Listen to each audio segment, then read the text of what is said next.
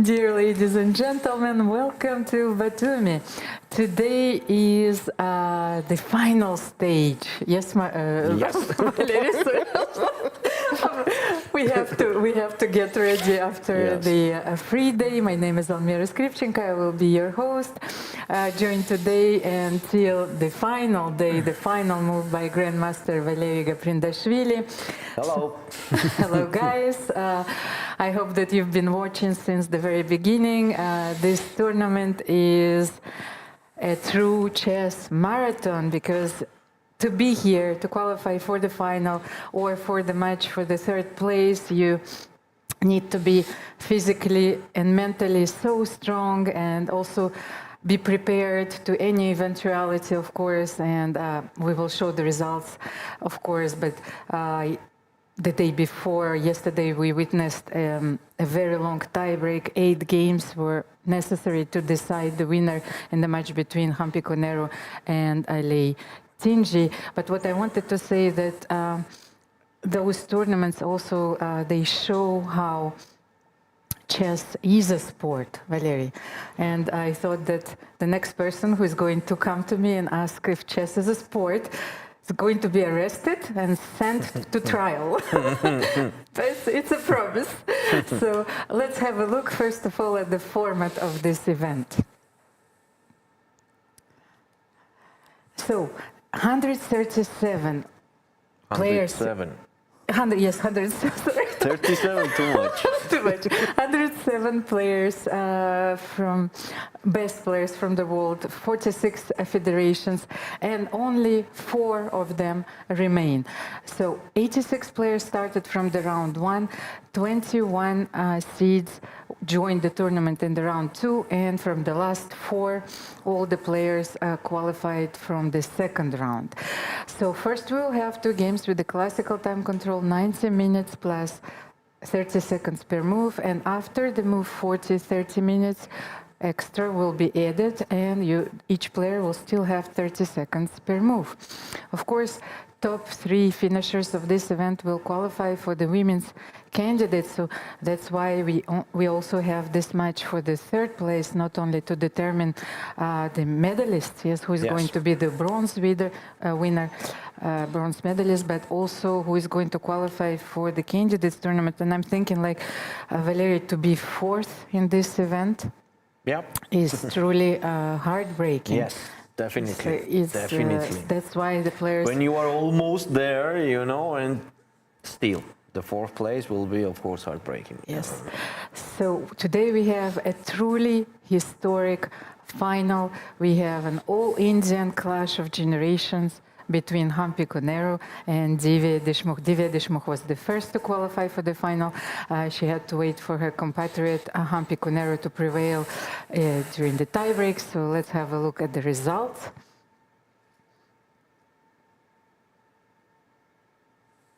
And here we are. So this long road to the final where Divya Deshmukh had to face like very strong opponents, especially in the semifinals, Tan Zhongyi. And before then, she had to win against her compatriot Harika Dronavali. And before that, she eliminated Zhu Jiner. Humpy Koneru had a little bit easier, I might say, road to the finals, but before then she had to beat Lei Tinji and to go through a roller coaster. This tiebreak could go either way, but finally Humpy Koneru prevailed in the Blitz games before she beat Yuxin Song, but before that another tiebreak against Alexandra Kostyanyuk. This road was a bit bumpy.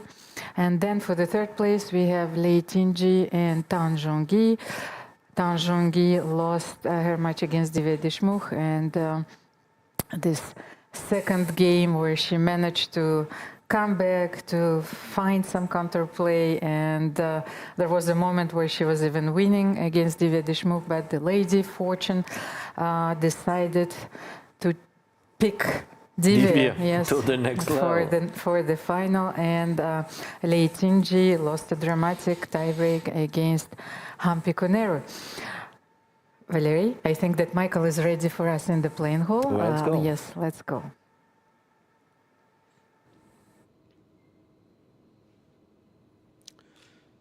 3 weeks ago, 107 players started this tournament, the best female players in the world. But now, only 2 are left, and they'll play today for the final. Humpy Koneru, the best Indian player in history, 38 years old. She was Grandmaster in 2002, 3 years before Divya was born. Divya Deshmukh, 19 years old, taken by storm the tournament, slayer of several Grandmasters. Who will prevail? Who will win the World Cup? Stay tuned to the broadcast and we'll know this afternoon. Back to the studio, guys. Thank you, Michael, for such a thrilling introduction. You know, I have goosebumps, Valery. So much is at stake, but let's have one last look at the prizes, because the prizes are very important, of course.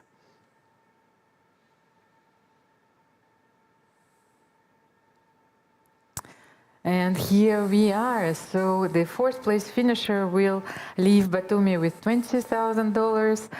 The 3rd place finisher and the bronze medalist of the World Cup will win $25,000. The runner-up with this event will be consoled with $35,000.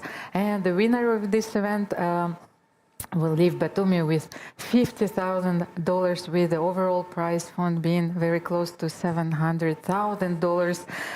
It's such an impressive first prize, and the prize fund overall.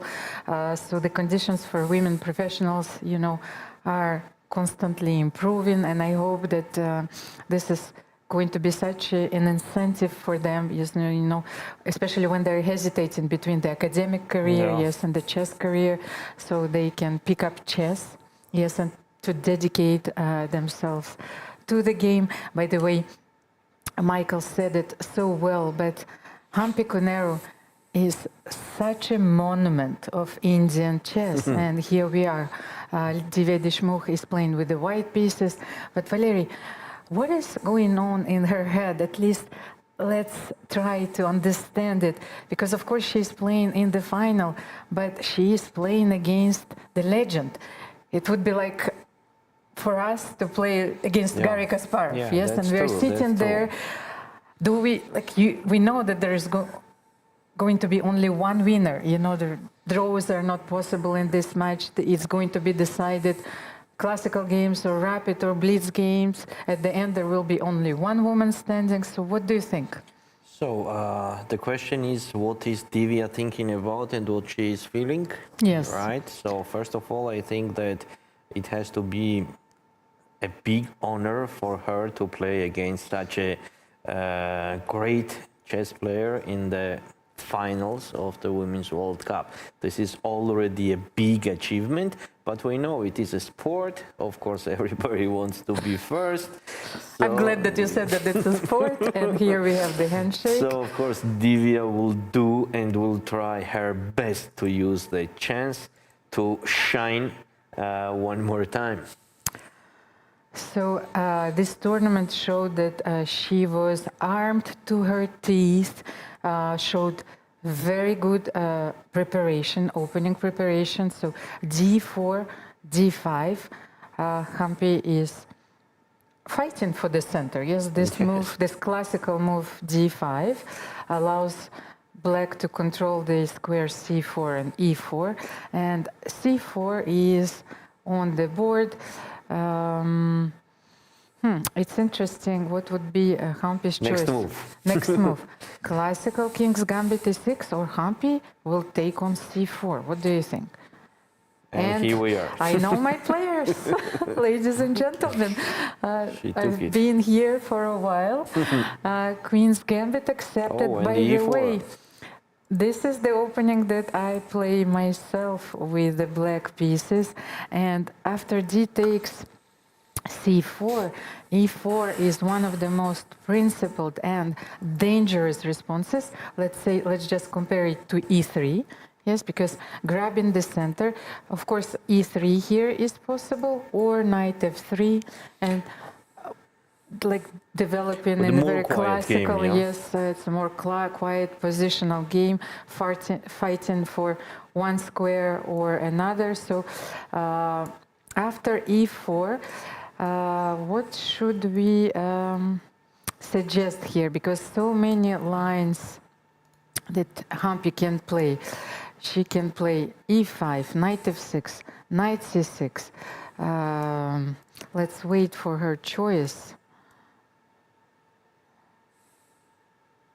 Humpy is looking confident, but I think she made the move. Okay, she went E5 once and knight again f3. For a very concrete line where knight f3 is also the main reply. So he takes d4.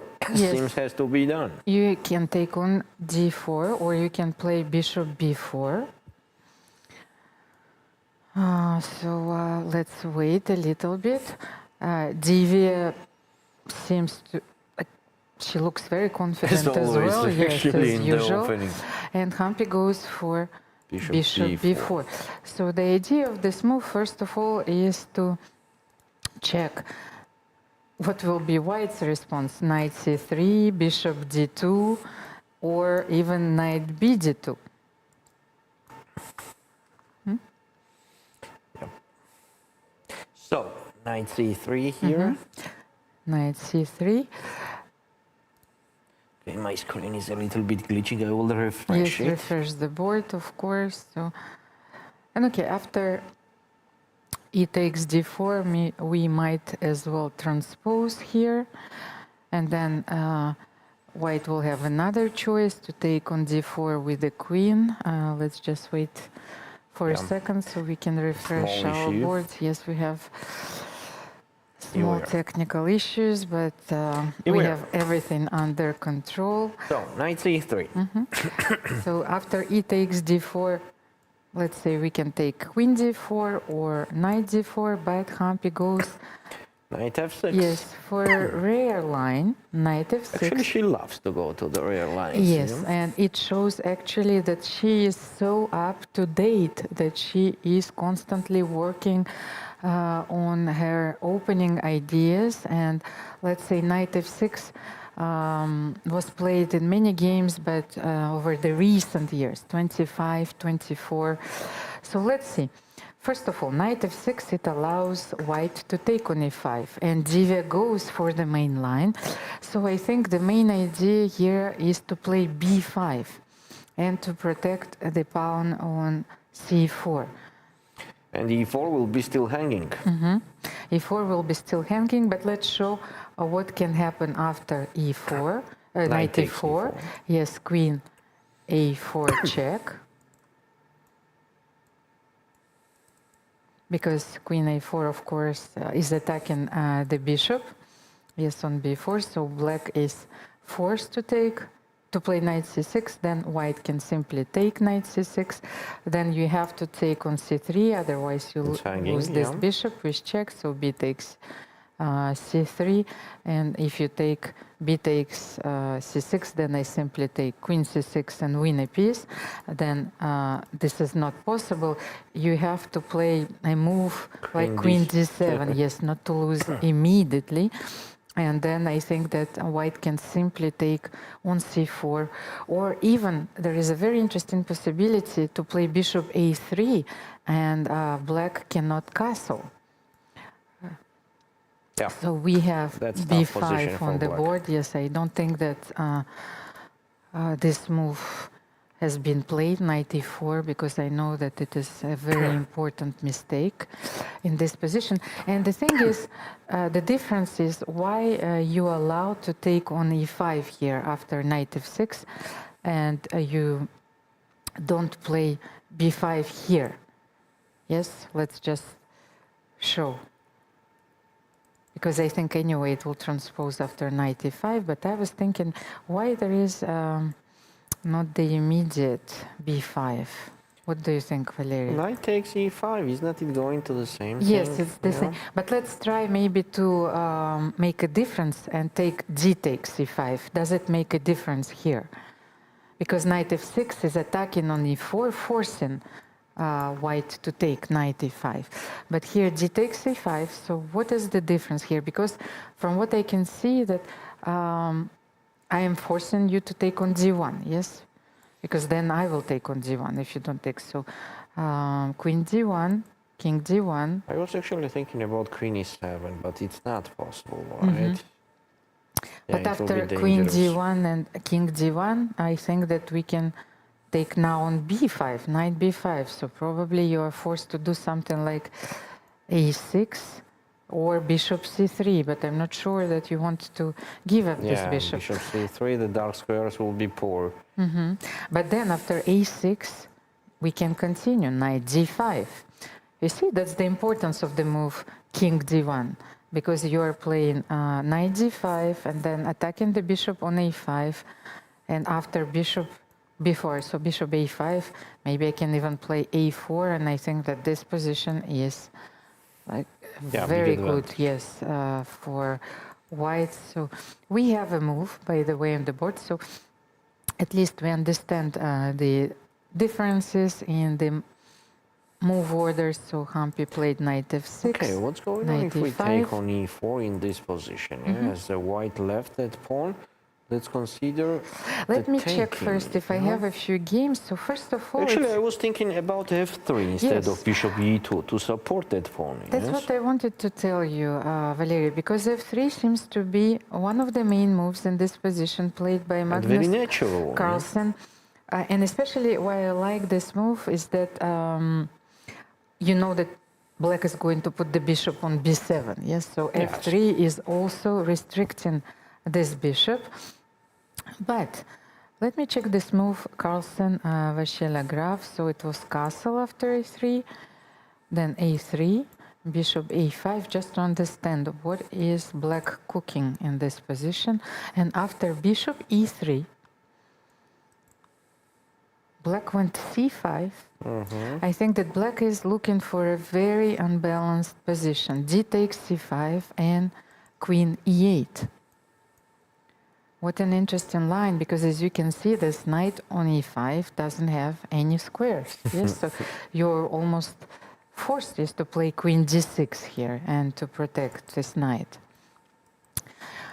It's like, what an interesting opening choice, you know. It's like we are diving deeper and deeper, and then we understand that there are a lot of hidden ideas. Yeah, too and complicated position, yes, actually. and especially to find Unusual.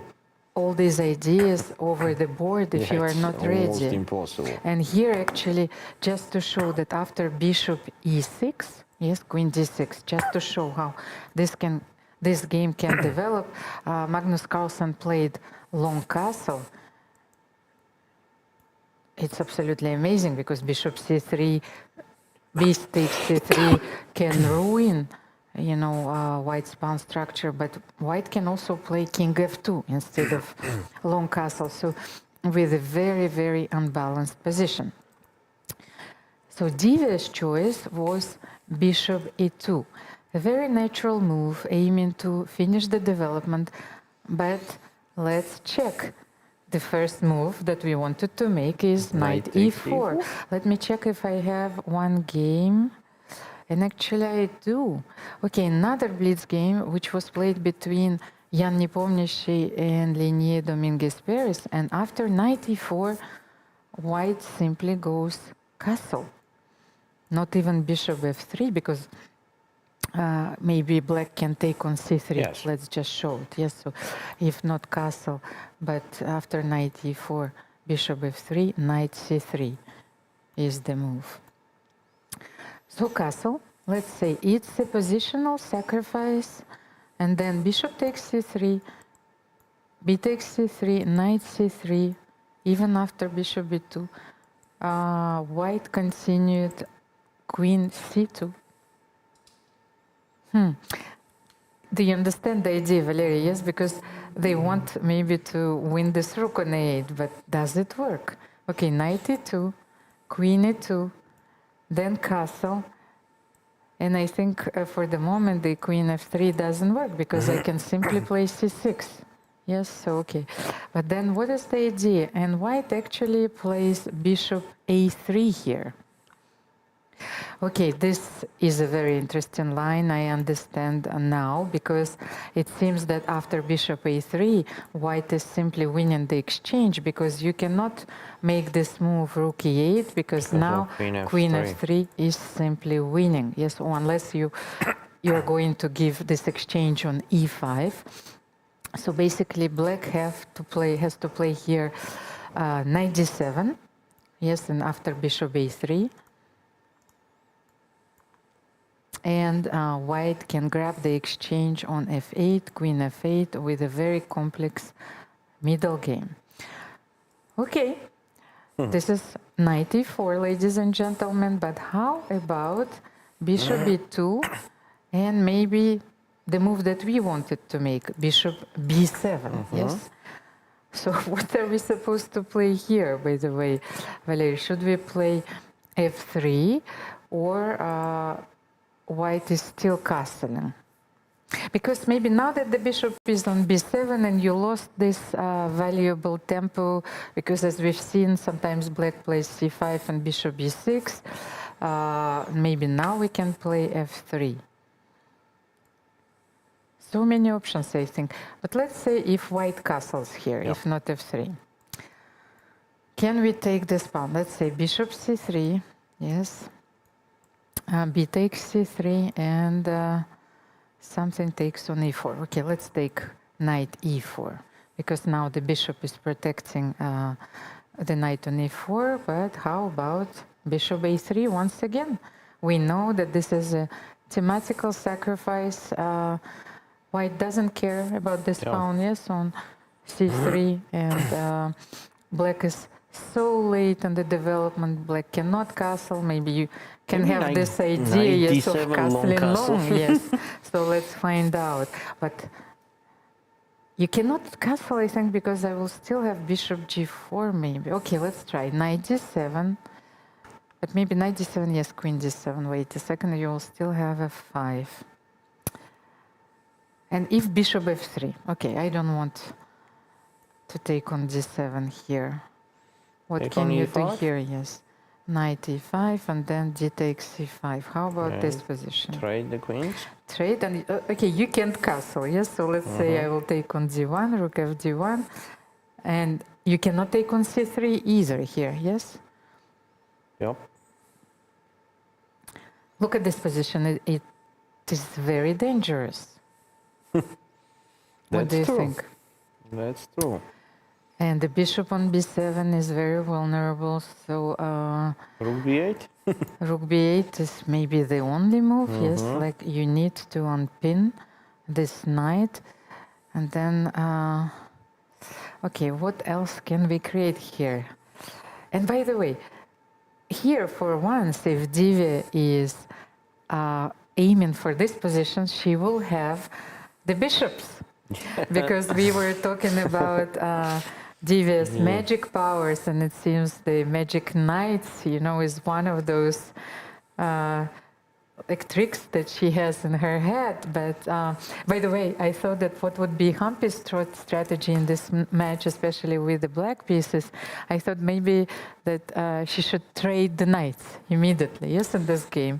But in this position, Divya will have this wonderful pair of bishops. So how about bishop g4? I want to give this check on d7, and it's going to be devastating. Let's trade. Bishop c8. Oh, bishop c8. Okay, so. But if I play bishop f3, then it's a draw. Okay. I understand, agree. Yes. I totally agree. Yes, bishop g4 doesn't bring me anything. Yes, you're absolutely right. But okay, in the game was bishop b7. Okay, so we have bishop b7 in the game. Let's see if Divya will still play castle, or she decided to play f3. Because it seems that I have a game in my database, by the way, played in 1992 between Evgeny Beriev and Vasily Ivanchuk in Linares. What the players! What is forgotten line, you know, we were talking about this, all those lines which were very healthy, but which were forgotten. At some point, we see their revival. So let's have a look at how this game continued. Bishop b7 was played by Vasily Ivanchuk, and then Yevgeny Bereev replied by castle. And then it seems that bishop c3, bc3, knight e4, knight a, bishop a3 is the line that we showed. And here, let's just show. So bishop c3, b takes c3, knight e4, bishop a3. Maybe black also have this opportunity to play knight d6, by the way. So you just block this diagonal, and black wants to castle. But it seems that after bishop f3, white has the initiative. Yeah, that's the dangerous position. And let's check another line. So what if black takes knight e4 immediately and not bishop c3? It is a very interesting question, because once again, when you're choosing between the moves, and to understand the decision-making mechanism of those very strong players, first of all, we need to check all the tempting moves. So knight e4, knight e4, bishop e4. And take on c4. Yes, yeah. and you have bishop c4 here. So if b takes c4, then you have queen a4, and this position is much better, of course, for white. But what if castle?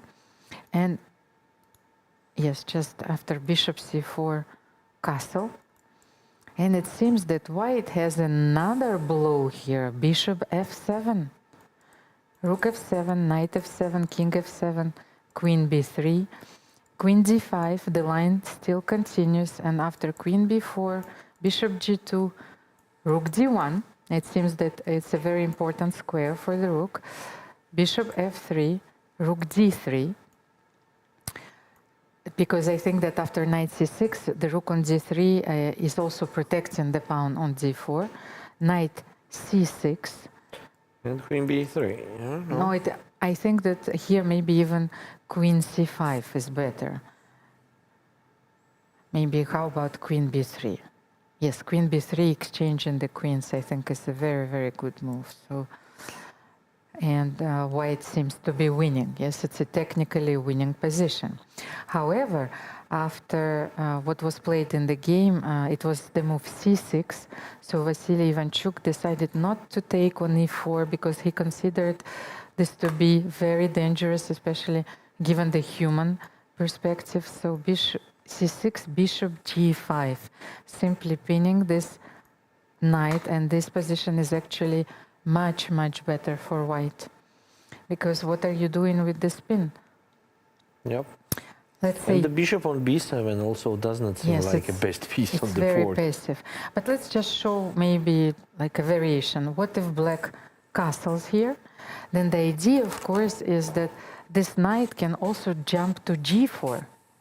You see, it's an unusual way, yes, to put some pressure on the knight on f6, because very often you have knight d5, yes, but bishop e7. And how can we continue here, by the way? Should we take everything and play e5 and knight e4 and have all those squares? Okay, let's try. Let's take on f6, bishop f6, queen f6, e5. I like this line because black is developing very slowly. You don't have knight d7 yet, so you cannot play c5 in one tempo. And let's say you will play queen e7, knight e4, yes? Anyway, black will have to play knight d7 here. And knight d6, f4, f5, yes, with huge initiative. Of course. So the thing is, Ivanchuk here, just to show you, because Divya is still thinking, just played h6, like in the game, after bishop g5. And actually the same things happened, only with h6 included. And what Yevgeny Bereev did actually, bishop g5, h6, castle. What is happening with our... It's a girl we are promoting, but where and how? Bishop h4, so castle, knight g4, bishop e7. And actually, Bareev had another strategic choice here. He took bishop f6, and he played e5. So he kept this beautiful knight on g4. And we understand, of course, why. Because it can support the pawn push, it can be sacrificed on h6. It can go to f5 Of also course, if we knight need. e3, knight f5. And this game was drawn, but I think that white was much better here, yes? Yeah. So Divya is still thinking. First of all, what do you think, Valery? How many games did they play against each other, classical games, and have they played any? Connected to the age, I think a very few.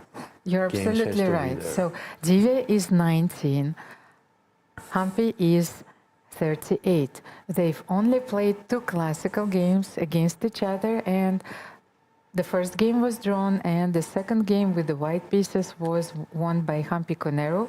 Let's show their score. Yes, lifetime score, if we may. Here we are. And then we will highlight, of course, their career.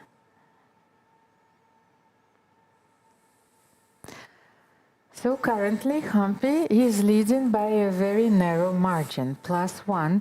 But this victory, Humpy, she achieved it in the Grand Prix in Pune, where she played a very, very interesting game. Once again, I've analyzed it myself, a very rare line. I think she confused Divya completely. And as we know, Humpy won this Grand Prix. She has been performing very well recently. She's the reigning World Rapid Champion. So let's show their career highlights.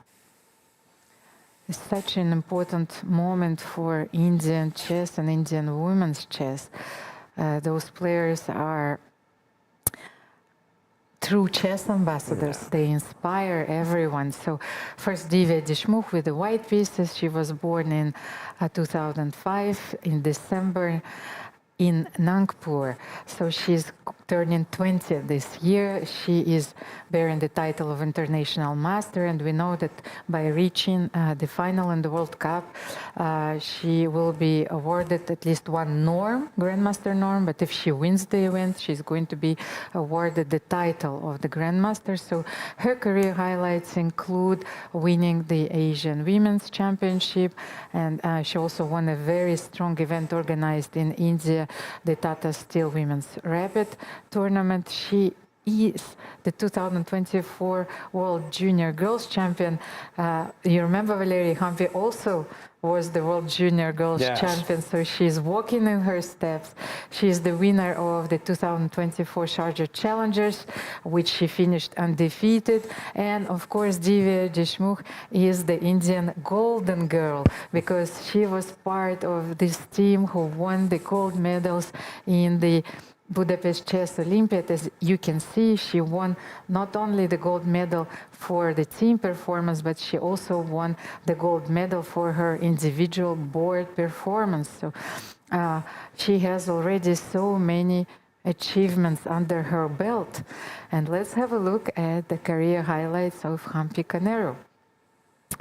Humpy Koneru, my dear friend, so she was born in 1987 on 31st of March, and she achieved the Grandmaster title at the age of 15. I still remember this moment when I heard about Humpy, you know, and about such a historic accomplishment. So her peak rating was way over, actually, 2600. She's one of the few women who crossed this 2600 barrier. I think it was actually 2625, if I'm not mistaken. And her career highlights include, of course, winning the World Junior Girls Championship. She won the World Rapid Championship twice. So she's the reigning World Rapid Champion. She was the winner of the Grand Prix series a few years ago, and back then she faced Hu Yifan in a match for the World Crown.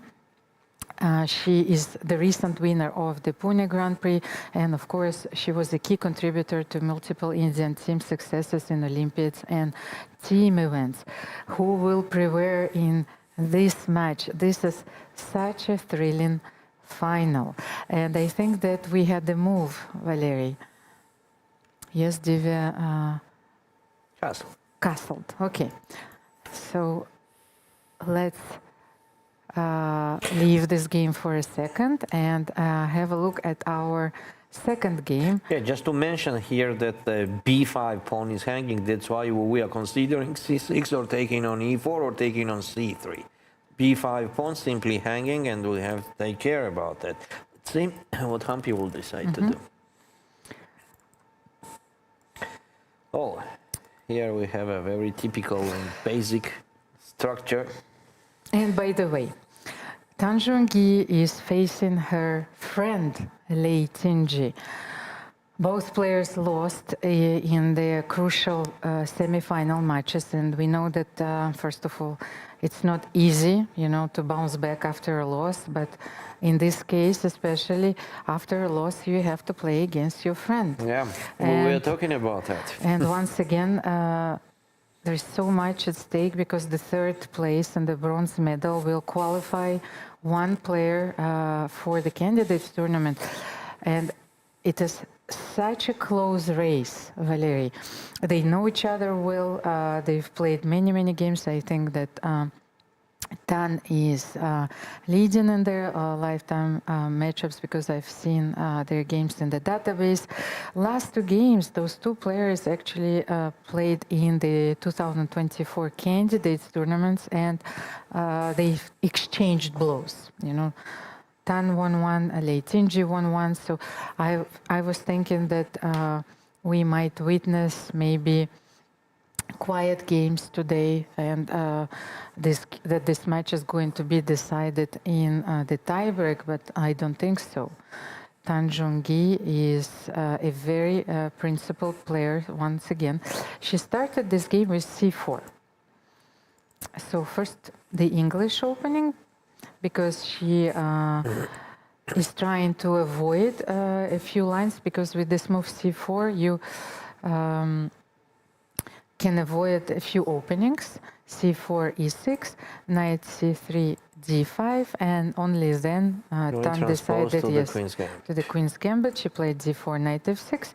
So she defined the structure immediately. So c d5, e d5, and if black plays c6 after bishop g5, then we have a typical Carlsbad structure. So many games have been played with this structure and this move order, and actually a very deep understanding of this position is required for both players. Yes, so sometimes. Yeah, actually, I remember now. Somehow, I immediately remember the game that Jalakishvili played when against Polina Shuvalova. Yes, that, of course. The c6 weakness till the end of the game. We know that White has a very standard plan, you know, of playing on the queen side, going for the minority attack. Black is trying to play It is very close to equal everywhere, yes, but still black has to equalize. Nevertheless, it was, and it still is a very solid opening choice for black. It was used during many World Championship matches. Even Fischer tried it, by the way, against Boris Spassky. I think, what was this, game 6? By the way, he never played, I think, the Queen's Gambit before that game. And let's have a look. So e3, of course. So opening the bishop, h6. Bishop h4, bishop b7, bishop d3 castle. And here, the first interesting moment in this game, Tan Zhongyi decided to develop the knight not on f3, but to develop e2. the knight on e2. What do you think, Valery, about the differences? So the point of knight e2 compared to knight f3 is that somewhere if we need to push in the center, even in the center, like f3 and then e4, that helps too much. In case of knight f3, it's absolutely impossible, and we understood why, right? So the point of knight e2 is very simple. In case we need to push f3, e4 to prepare it. So knight ge2. Let me check first of all if I have a few recent games, because I, of course, know what are the classical plans in this position.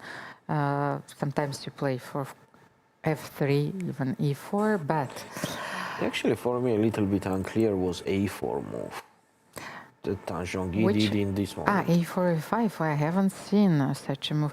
Let me check just I was because thinking about recently. f3. And what was the reply on Knight e2, 92? rook e8. Rook 8. Okay, rook 8 still seems to be like the main move as And usual. a4 is a move that I don't understand. Okay, let me find out. The first castle is on board. Yes, castle. Okay, I've seen a4 before castle, but let me check. So castle, then knight Knight b d7. knight b I mean, it was actually knight e2, knight d7, castle, and rook e8. Okay, so let me check. So f3 seems so natural A4 here. actually it's one of those recent ideas. Valerie, you see, it's like we are not up to date. So even But isn't the f3 the main line?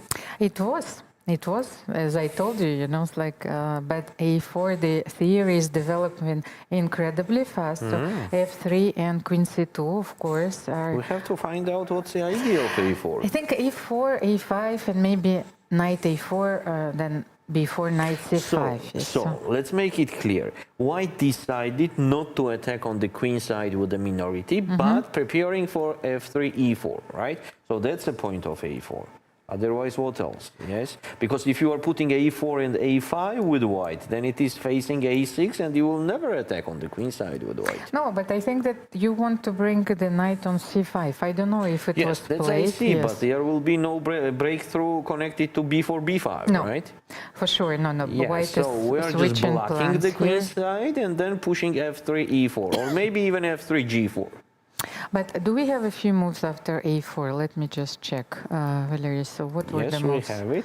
After a4, it was knight h5. I think it's a correct move, an important move to trade that bishop. Knight So h5. take on e7, take on e7. By the way, so after knight h5, black will be forced to go knight f6 back anyway. And the knight is probably on f6, if I'm seeing correctly. Yes? Another knight. No. Yes. Knight df6, and Knight then it was g6 df6. and knight g7. Okay, let me show. So a5, by the way, they're still following modern theory. Knight Then df6, knight queen d2, d6, queen d2. and Okay. g6. Yeah, I Just a think they second. just follow the theory. Another interesting move, and by the way, Instead of queen d2, and that's where we can see that you are not bringing the knight of c3 to c5, but the knight on e2. You play knight c1 knight here. c1, Yes, knight let's b3, and let's knight say you play c4. g6 in the same way. Then maybe prepare like rook e1. I don't know. It's like knight g7. Oh, it's interesting because in this game, white didn't proceed with knight b3, but still proceeded with f3. Yeah, because e3 pawn is supported now. Yes. When the knight stays on e2, it was not supported. But why not knight b3 here? It's very interesting. I like this move, knight b3. Yes, not f3. Then probably knight g7 is of course supporting the bishop f5 idea, so maybe black plays bishop f5 anyway, trading the light square bishop. And this, it's a very important strategic idea, of course. So maybe, and after knight c5, what do you think? If knight c5 after bishop f5, then maybe black can simply play b6 and c5. Yeah, it seems black's position is quite solid here. Okay, so let me check then what happened after knight d6, queen d2. I still have a few games here. Glidura Elyanov, by the way, g6. G6, yes. Rook c1. Rook fe1 was in the game. Rook f1. Okay, anyway, knight g7. But then, after rook c1, I understand that white went knight a4. And then knight c5. Here white wants e4 and stopping bishop f5. Okay, so let me check. Queen d2, g6. Okay, I still have rook. Which one? Rook fe1 was in the game. E1. Then knight G7. Yes. Knight G3 Knight and bishop G3. E6. Okay, I still have one game. You know, we are narrowing things down. So 2 games even. Let's see. Lazavic against Kamer. Knight G3 and bishop B6. Actually, after knight G3, H5 was placed because black was challenging this knight immediately. Let's We show have immediately the to line. play E4 if we want Yes, something. H4, by the way. And after e takes D5, Queen D8. Well, I think that white achieved in this game a very nice position. So knight G4 and knight D5 and H3. You know, fixing first of all the king side. You are not allowing black to play H3, and then bishop F5 just to show you. And white simply played Queen H6. Excellent. So I don't think that this is the right way. And in the second game against, actually was a classical game, knight G3, H5 was played, and white But still didn't. H5. Yes, white didn't play E4 but played F3. Yes, and H4. Let's just show it. Yes, H5. Just a second, because we had a very strange position in a classical game Knight between H1? Salim and Yanni. No, knight H1, yes, was played, and then C5. Mathematical, you know, Yeah, move. black is okay here. Black is okay, I think, here. So, But Rating G decided to play bishop E6. so the players It seems are it's a new move. they on their own. Maybe they actually analyzed this position together, because we know that a lot of players, professional chess players, they work together. They have training sessions. Both players represented for many times the China at the Olympiads. So let's have a look at their career highlights after bishop b6.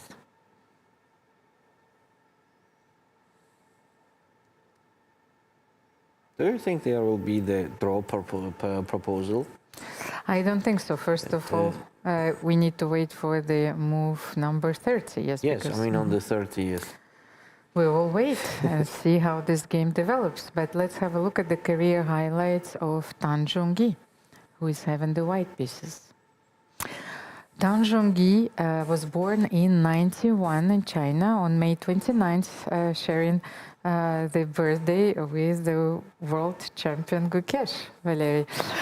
She became grandmaster in 2017. By the way, that was the same year where she won the women's world championship, defeating Anna Muzychuk in the final. She was also women's rapid world champion. She is the winner of the 2024 World Women's Candidates Tournament, and this year she challenged Zhu Wenjun for the World Chess Crown, and she lost this match quite severely, 2.5, 6.5, but it doesn't reflect the tension on the board, and especially how the match started, because Tan Zhongyi was playing very well. In the beginning it was a very close match, but then Zhu Wenjun, she managed to outplay her a few times, and then it was more about, I think, psychology than their chess preparation. So let's have a look at the career highlights of Lei Tingji.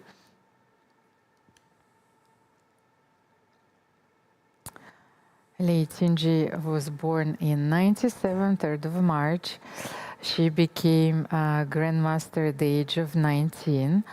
So currently she is at her peak. So as you can see, July 2025, she is rated 2557, and she's the top seed of this event. But as you know, Valery, during this event, she won a few rating points. So if she finishes this event on a high note, she will be the #2 player in the world, and she will leapfrog Zhu Wenjun, the world champion. So her career highlights include the winning the 2023 Women's Candidate Tournament, and she lost her match for the world crown against Zhu Wenjun, but this match was incredibly intense, 5.5, 6.5. Yeah. The score reflects that Lei Tinji was very close, yes, to her dream, Yes. but Ju It's Jun true. is such a strong player. She has been holding the crown, I think, since 2018. No, I think. Yeah, I also Valerie. remember like that. Because she also won the Blitz Championship this year during. Yes, so 2018, June became the world champion for the first time, but here we are. We have few moves. Actually, not few, only one move. Rook AC1 and Rook AD8. So both of the sides developed a Rook. And now is next step to go for Tan Zhongyi. Is she going to play F3 E4 or Knight A4, Knight C5? So two options. First this. And another F3 E4, but F3 E4 is of course facing the weakness of D4 pawn, and it's not easy to push it straight away. And of course, I wanted to greet our audience once again. I'm so happy to share all these moments with you. As we know, we have our polls, our daily polls, so please don't forget to support your players. And I think it means a lot to them, yes, to feel this support. So, for the moment, as I can see that we have the poll between Humpy and Divya, and I hope that we will be able to bring another poll between Tan Zhongyi and Lei Tinji. By the way, even your faithful commentators are divided because we had our picks, I think, in the beginning of the semifinals, and Valerie picked Divya, and I picked Humpy Koneru. So even here, the match is not decided, the final match. So let's have a look at their game.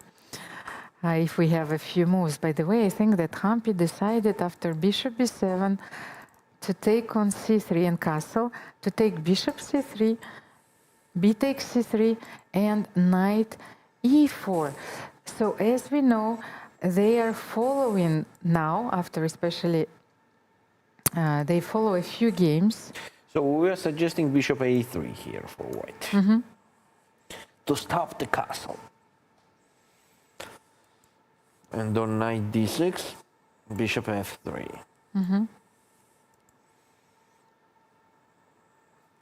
Seems like advantage for white, dear chess friends. Yeah, because after bishop a3, if not knight d6, what else? Well, we are considering also knight d7, right? Yes, knight d7, I think, because this knight... Ah, that makes sense. Actually, maybe knight d7 is the best move here. Yes, because we were trying to analyze this position, but I think we tried maybe bishop f3 here. Yes, we tried bishop f3 and this endgame. You remember we played rook b8. Yes, and then bishop g4 didn't give me anything. So bishop a3 seems like a very natural move, but believe me, I know Humpy very well, and she is not entering this line, and which is a very critical line, without analyzing it thoroughly. And of course, she was one of the first in this game to choose a very rare move order. So she took her time, but she was just, you know, maybe rechecking her lines. Yes, rechecking her lines in her mind, because on the same time, it is one thing when you analyze everything, but another is to memorize them. Yeah? And also to face this line in one of the most crucial games in her career. We know that these matches are so short, only 2 classical games, and Humpy had one day to recover from her roller coaster tiebreak against Lei Tinji, and where she was actually struggling with the black pieces, but Lei Tinji was playing e4 throughout the whole match. So here she is preparing against another opponent with a different repertoire. And by the way, we've seen that Divya can play d4 and e4. So Humpy not only couldn't narrow it down to one line, she had to maybe to repair her repertoire against e4. sure. And let's say you repaired your repertoire with e4, and okay, you see, okay, if d4, I will play this and this, And and then okay. Divya plays d4. I'm pretty sure that Humpy is very well prepared. Maybe it was not the line she actually prepared for this tournament, but maybe it, Definitely yes, she took a it look was at the line which this. she had in her pocket, Yeah. yes, stored for a while. Yeah, we know there are a lot of lines where you feel comfortable and you don't review it again and again. You just in case saying to yourself that, okay, if it will be there, then I'm okay. And that's it. And then later at the board, you have to just recheck again everything in your mind and do the correct decisions. But definitely Humpy knows this position, I'm completely sure. By the way, Valery, let's have a look at the move bishop a3, because Divya is still weighing her options. So bishop a3 here and knight d7. I like this move very much because, first of all, when we're looking at this position, we are asking ourselves that, okay, we can't castle, but there is nothing we can do about this bishop on a3 unless we play knight d6. So the next question that we have to ask ourselves, okay, knight e5 is a monster. We have to try and trade this piece. And I asked myself that in the position that we analyzed, we are trading queens, and maybe white should keep the queens on the board. So how to do so? I tried this move, queen c2, in my head. So let's try queen c2. But the thing is, after knight e5, d takes c5, I think that black can actually play queen d2 and then jump back. Let's see, queen d2, knight d2, Yeah, rook it's forcing d1. the queen's Yes, trading. it's forcing the queen's trade, and knight e4. But here, we can get the same position, by the way, only with the knight or with the rook already on d1. So does it change something? Let's say I play bishop g4 here. Can you play bishop c8? Does it change something here? Okay, I don't want to trade. So if I go bishop f3... And rook d4? Yes, bishop b7. So actually I think that winning in tempo is crucial here after rook d4. Yeah. This is it? So on bishop g4, I think we have to consider knight takes c3 as it is already with tempo there.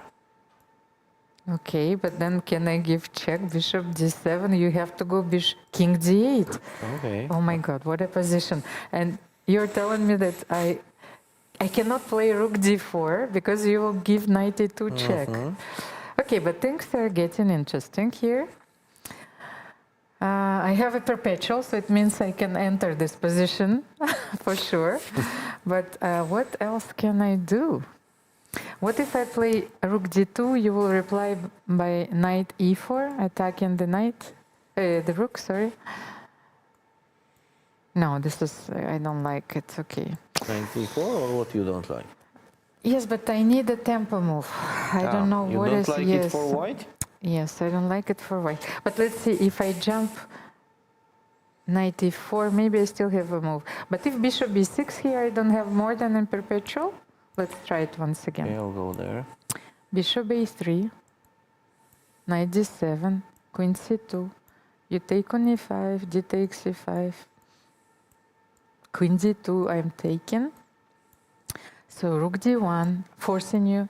Now rook g4, first of all, yes, you cannot play bishop c8, and knight c3 seems to be possible because bishop d7, king d8, and after bishop e6, I think that, okay, you can take the rook, of course, on d1, but rook d1, king e8, bishop d7, king d8, and I don't have more because if I play bishop c6 here, you simply play king c8.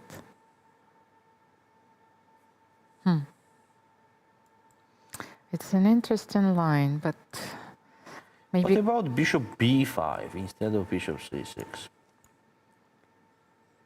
But the same? You want to open the B B file. file? Yes, I understand. If it makes any. No, but I still have to play king c8. And Bishop then, D7. and then you want to play rook b1, yes? Yeah. But maybe I have a5 and then rook a7, yes? Do I? But you will play bishop c5. Okay, let's continue. Bishop c6, rook a7, bishop c5. And I What think you- king a8, yes. You can just move, and I am in trouble. Yes, and even though we still have the opposite color bishops on the board, black has this powerful pawn on c4. Yeah. No, maybe queen c2 is not the right way to challenge black's strategy. So after knight d7, what else? Can we try rook b1? Oh, sorry, I'm blundering knight c3, I think. No, knight c3. Yes. No, it's like, Yeah. okay. After knight c3, it will be dangerous. Okay, do you know what I was thinking about? Yes. Bishop a3, knight d7, queen c2. No, not queen c2, rook b1. Rook b1 on knight d7. By the way, I had another idea. It looks very nice here, but I Do you know wanted to what try. was my point Yes. on knight takes e5 to play rook takes b5? That was my tricky idea. But this rook b1, there is knight c3. That's what I was saying, that we're blundering the... So on knight c3, By the way, that's what I wanted to tell you. Let's try something else. Bishop a3, because it seems that I finally narrowed it down, and there is a very interesting move. It's a temporary, maybe even a long-term sacrifice, but I thought that here I finally made it work for myself in my head.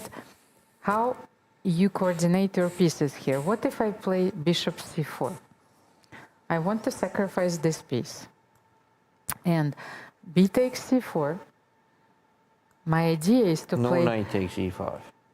No, but I just want to show, first of all, okay. maybe knight e5 and refute it, like you're refuting it. But my idea is to play queen a4, and then black can castle. My next move is going to be rook e1. And I think That's that not a bad idea at all. this is a very interesting try for Divya. But as you've said, I'm not sure that black is forced to try to take here on c4. Maybe knight c3. But then, as you can see, I can take on f7 Not mate. knight c3, knight No, e5. no. I wanted to show you. Yes. I thought I said knight c3. No. I wanted to show you this beautiful mate, first of all, because, you know, my job here is to ask difficult questions, but this one is very easy.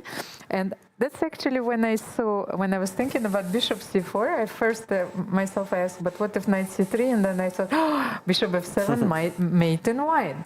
So, okay, let's come back to bishop c4 and then continue with knight e5. But how about the same idea? Maybe I can take on b5, who knows? And if you go knight d7 back, then I simply play this position with the piece down, but you can't castle. I was going to play bishop c6. Oh, bishop c6 is, but even c6 is possible. But I think that after bishop c6, I can simply take. Yeah, yes, rook you're e1, just game yes, over. Yeah, and that's you're true. losing the knight That's on true. e4. Are we getting closer to the truth, Valery? Because yes, if this there's a lot of tactical ideas motives, here. yes, and if this idea, bishop c4, is something that Divya has planned, and if she knows that this positional sacrifice will bring her this so much needed initiative, Yes. she will And I still, be testing you know, Humpy here. It just something, you know, when gets to the head and you want to check it. Let's check So it. bishop a3, knight d7, and again rook b1. Knight takes c3 and queen e1. So you're given everything, yes? Yes. I mean, just for try, you know, to take a look at had different ideas. Queen e1. Okay, but you're like basically having the same idea. You want to bring a piece to the e file. White is putting even more pressure. So okay, let's say if I'm taking on b1 I think bishop h5 or something like that. and bishop h5, so ignoring everything. It's nice, no? This may be Divya's immortal game, you know, if she plays in the There is some style of the checkmates there old everywhere. masters. So Yes. knight takes a3, there will be knight g6. Knight And e5, this is it, queen yes. takes e5, king d7, bishop g4, king c6, and queen c5 checkmate. Oh, it's a very interesting idea indeed. So there are a lot of possibilities, but what we know now for sure that all of these possibilities involve a sacrifice. Yes. So not But only Divya is, you know, the player that can do that and loves that actually. so not only the pawn on e4, but you will need to sacrifice maybe a piece. By the way, I like this line as well, but you know I'm also very stubborn. Let's just check this bishop c4 for a second, because I just saw another move for black here. So after knight e5, bishop b5, you know, we checked it, and not bishop c6, because I just saw that you can play c6. So of course here both knights are hanging. Maybe we're simply winning the knight on e5 or e4 back, but how can we do so? Let's say your bishop has to go somewhere. It's a crazy position. Because white, of course, is threatening rook e1 and taking one of those knights, but for the moment the bishop is attacked here. What can we do Okay, here? bishop d3, attacking that knight. Yes, but what if I take on d3? Queen takes. And then f5. Because I F5 think f3. knight d6, then you simply give me check. Okay. Yes. And then this knight is doomed on d6 because king where? King d7, King I d7. think is Queen very h3 stubborn. check. But king c7. King c7. Queen g3. Yes, so pinning this knight, and white is still a piece up in this Yeah, position. they just continue. Of White course, just we know continues. that white is putting enormous pressure here on black's pieces, queen g3, but how do we continue, by the way? We can play rook b1. And you or want to double play up. rook b7, yes, I can see this. So let's say bishop c8. Bishop c8. Most natural and obvious. Ah, C4 but I think, pressing. yes, you can play c4 and c5. Yes, that's how we can win the piece back. Yes, c4, c5. This line is crazy. Actually. Is there any line is here? We cannot lot of find a tactical. quiet line here after bishop a3. So Divya is still thinking, you know, what is her alternative here, if not bishop a3? After bishop f3, black will castle, so bishop a3 is the only move to avoid castling. Yeah, after castle, black minus plus is okay.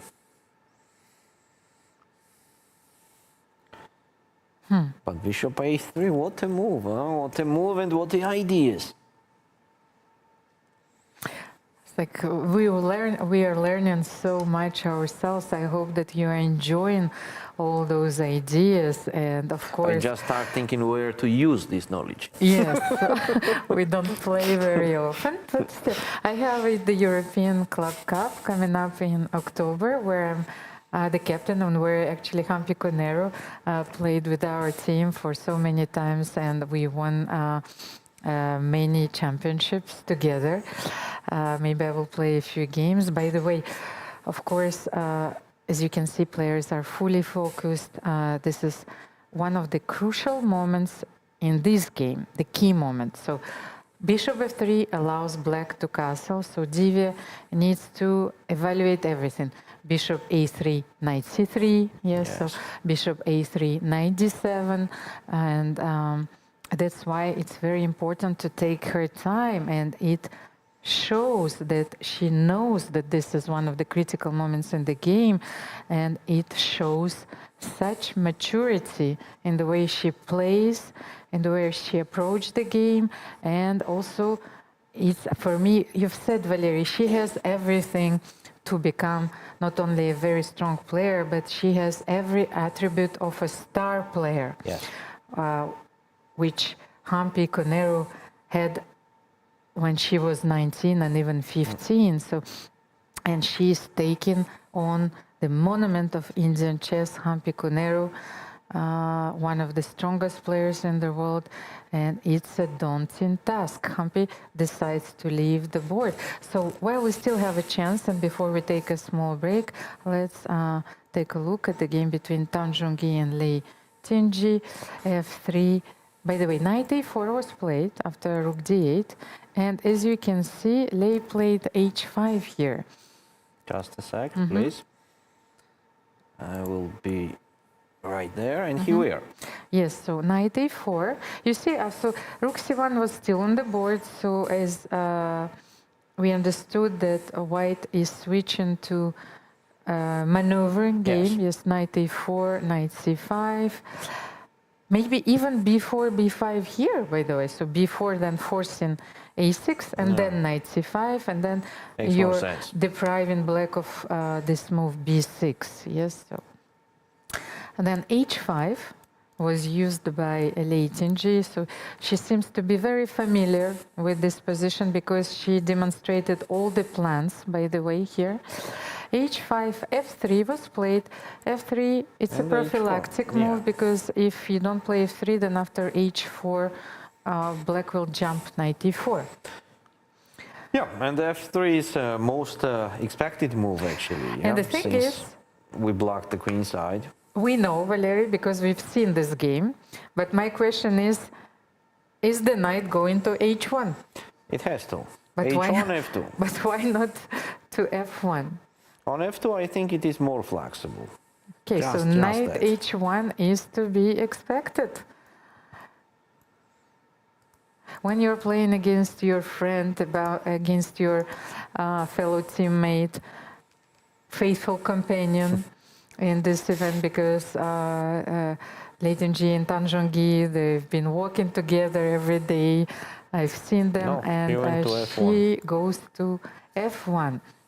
You know, it's also what I wanted to say. It's not easy to choose an opening. Yes, that's because true. They know each other so well. So where to go? Which opening to choose? Yeah. Knight f1, by the way. Then, so if the knight is not going to f2, maybe now Lei Tinji can play bishop f5. But I can understand why Tan Zhongyi went with her knight to f1, because she wants to overprotect the pawn on e3, of course, and also the pawn on h2. Who knows? Maybe it will be necessary also. And you get rid of the ideas, let's say you take on, when you, okay, let's show knight h1, because I had one vision in my head. Let's say knight h1, let's say you play bishop f5 here, yes, bishop f5, knight f5, and you see maybe the pawn on e3 is already hanging. Probably not sure now, but let's say knight f2 here. And I thought that after knight h5 here, maybe just in case, just to illustrate the point, and then knight c5, so black can go to g3, maybe sacrifice something, yes, and then to take with the pawn if a takes g3, but here it doesn't work because we have knight h3. So you don't have this dark square bishop to support this idea. No, this is... No. Okay, we have mutual play It was a vision. A beautiful vision, but it's like 90% of my visions, they do not work. Valerie, so, it's like chess is tough, it's like when you're choosing between so many possibilities and tempting alternatives, you always have to narrow it down to like one move. Okay, so let's have a short break. The games are developing slowly. I can see that Divya Deshmukh is still thinking, so we'll take a short break. A lot of videos, of course, are prepared for you, and we will be back in a few minutes. Yeah.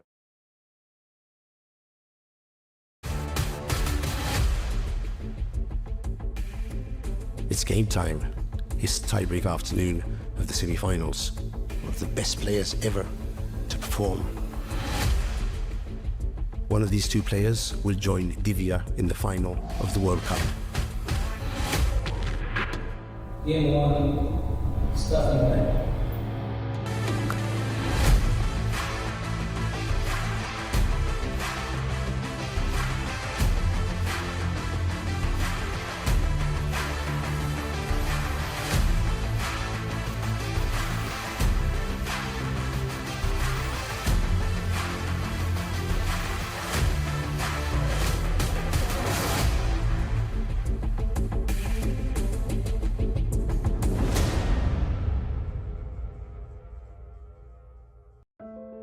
Chessboard. 64 black and white squares. Or is it more than that? It's a battlefield. A stage where strategy meets instinct.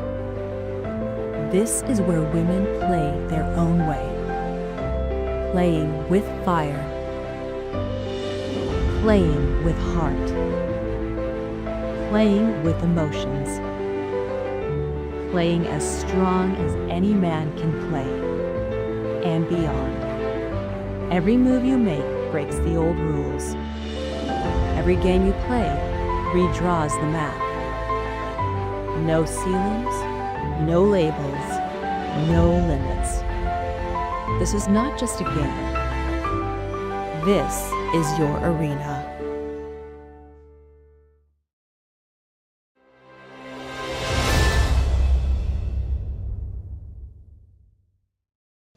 Humpy, congratulations. That was one of the most exciting tiebreaks I've seen in a long time. What are your thoughts after this grueling match? Yeah, it's a very tough match, especially I think initially I played quite bad with the black pieces and she always had the advantage. And after the loss it was a very difficult situation, but I was able to come back. I think Bleach I was very comfortable. Even in the last game, instead of bishop b3, e4 would have just killed the position. I just realized after making the move.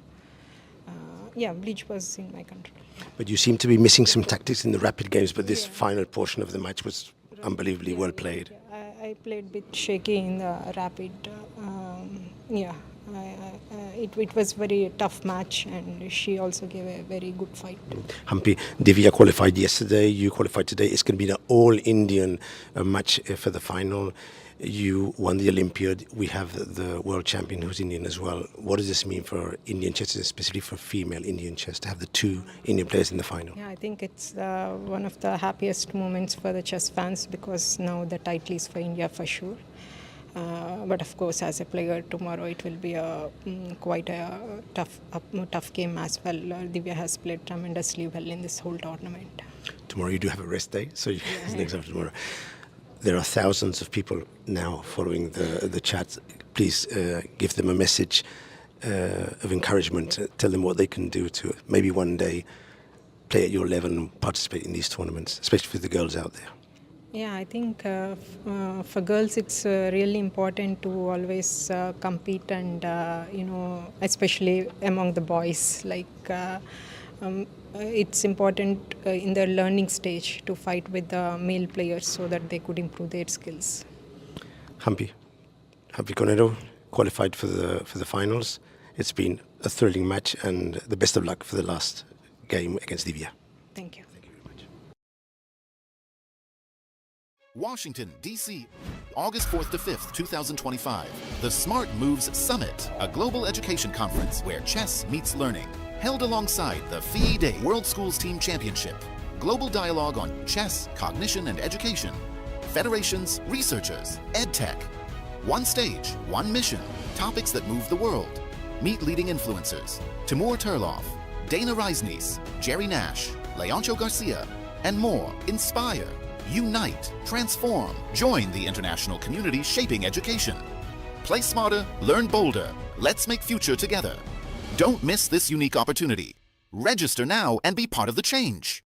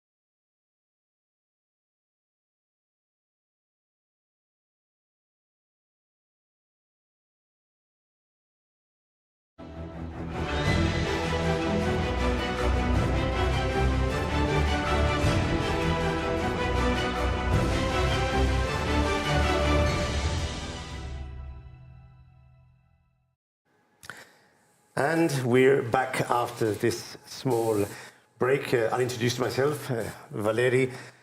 My name is Michael. I'm international master and doing the reporting here, mainly interviews. You've probably seen my face at some point during the tournament. Big Nice to thanks. see you here, actually. Thank you. It's good to be here. Almira's just taken a break, so I'm going to be with you guys and with Valeri for the next segment of the broadcast. And Valeri, things have happened during this break. Things have happened. Yes, Tell that's us what's true. happened exactly. That's true. That's true. So I think we have to go to the games because we have some important moves in the game. Divya Deshmukh against Koneru Humpy. We stopped in this position where we are considering bishop a3 move. Divya took her time and she did that move, bishop a3. For black, we are considering knight d7, but Humpy answered with the knight d6. After knight d6, the position for black is kind of dangerous. Michael, I think so.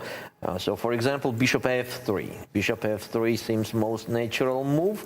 So the point is that if the black captures on f3, white captures on f3, and now black is in a big trouble as a8 rook and f7 pawn after taking on d6 is hanging, and the position is absolutely winning. So after This would bishop, be a disaster. This would be a disaster. Yes. Humpy has to find a move to defend against bishop Yes, f3. and what is also a very important thing, Divya loves this kind of play. You know, she is very active, she is aggressive, and she loves to attack. So bishop f3. Let's consider what black can do here. It seems like queen c8 is the only move, right? She has to protect the bishop, because if not, she'll lose a piece in the tactics. Yeah, just no. What about c6, for example? What's going on c6? Let's c6 is take a possible. look. We block off the bishop, but it loosens the knight. And there are several moves here. Opening up the position with d5 might be an option. That will be crucial. On the same time, I think we have knight takes c4 also. Well, that's a tactic shot. Yeah, see how after that bishop works. f3, c6, knight takes c4. What an amazing move. This is totally amazing. This is a move you have to calculate so long, because Okay, let's go. Let's dive. Black So- can take with the knight first. Yes. And then we go in with the rook, with a check. Makes a lot of sense. King d7. King d7. It's only Now move. the two bishops Bishop are going to g4. create big problems here. Bishop g4. King c7. So maybe rook e7. The rook has to go to check, e7. King b6. What a nice position. Yeah. Bishop c5 Bishop check. c5. King Wow. a6. King a6, And king now a4. And the a4. You know, Valerie, if I'm calculating this variation in my head without being able to make the moves, if I'm on a good day, I might be able to see this variation. But if I'm not on my good day, I'm sacrificing a piece, and it's still unclear. But I think Divya would be able to calculate this line. Yeah, she will. She did it a lot of times in She's this done it, tournament, the similar things. So one more time, bishop f3, c6, knight takes c4, and if pawn takes c4. Pawn takes would be a better defense, because the knight still blocks the bishop. And now we again go with the check. But here, it's probably better to go with the queen for some Queen reason. e2, okay. So, Queen to e1 or queen to e2. Okay, and king, what's going on queen e7? Just simple E7? bishop d6? Or? I thought bishop d6, but the engine is also suggesting moves such as queen to b2. But That makes sense. And then rook e1. and then rook e1, and there's all sorts of tactics going on here. And in case of castle, then it will be maybe rook e1 Yeah, first, this queen is- goes somewhere. This is crushing. Bishop d6 and queen takes b7. Yeah. Yeah. But just seeing bishop takes knight would also probably be enough for black to not go in this line. Okay, so after bishop f3, it seems the only move is queen c8. Queen c8 is the only move. I think she's still... No, actually, I think she might have played already, because Divya is thinking now. Divya did not play bishop f3 yet. The top board. The top board is ours. Yeah. So she's still thinking bishop f3. So the interesting thing would be, what other move here More could than bishop Divya e2, possibly right? be thinking? Yeah. What other move would you think could be reasonable here? Rook b1 is always an interesting move, activating the rook. Yeah. Rook b1 seems the only natural move here to increase the pressure, right? We have to be active. To be active. Definitely. But I think black should try and castle, take advantage, even giving back the pawn. Yeah, sure. I would Sure. get the king out of the way. Yeah. And they could have a long life there. Okay, So basically, Divya is considering the tactics in bishop to f3 line and balancing them with just getting the pawn back with rook to b1. yes, That's basically what's because happening, after bishop f3, she has to see how she continues, right? Maybe she could not get even the pawn back. Yeah. In case of rook b1, she's at least getting pawn back. Yeah. So she's just considering maybe bishop f3 is giving more. So queen c8. Let's continue from here. Bishop f3 and queen c8. But you know, Valerie, that's very mature from her because although she's very young, she's not precipitately playing bishop to f3, which looks like a good Yes. move. She really wants to go deep in the Yes. lines, no? Yeah. I would have played bishop to f3 some time ago Yes. already. We talk a lot of times with Almira here about Divya. She's my favorite in this tournament, and she's doing the excellent chess. Yeah. She's showing an excellent performance. So let's see. I think she will play bishop f3. So anyway, queen c8. Queen c8, and c8. how to continue here? We have two moves, rook b1 and bishop g4. Which one to do here? Which one to do? That's a good question. Which one to do? Rook Okay. to b1, just increasing the pressure, but Yeah. not really threatening anything, though. Now, I was checking this position before, Valerie, and of course, the normal thing is to castle and maybe give back the pawn. But then again, I was thinking, why can't I just play a6 and protect the pawn? So after rook b1, you mean? Let's say black just protects the pawn with a6.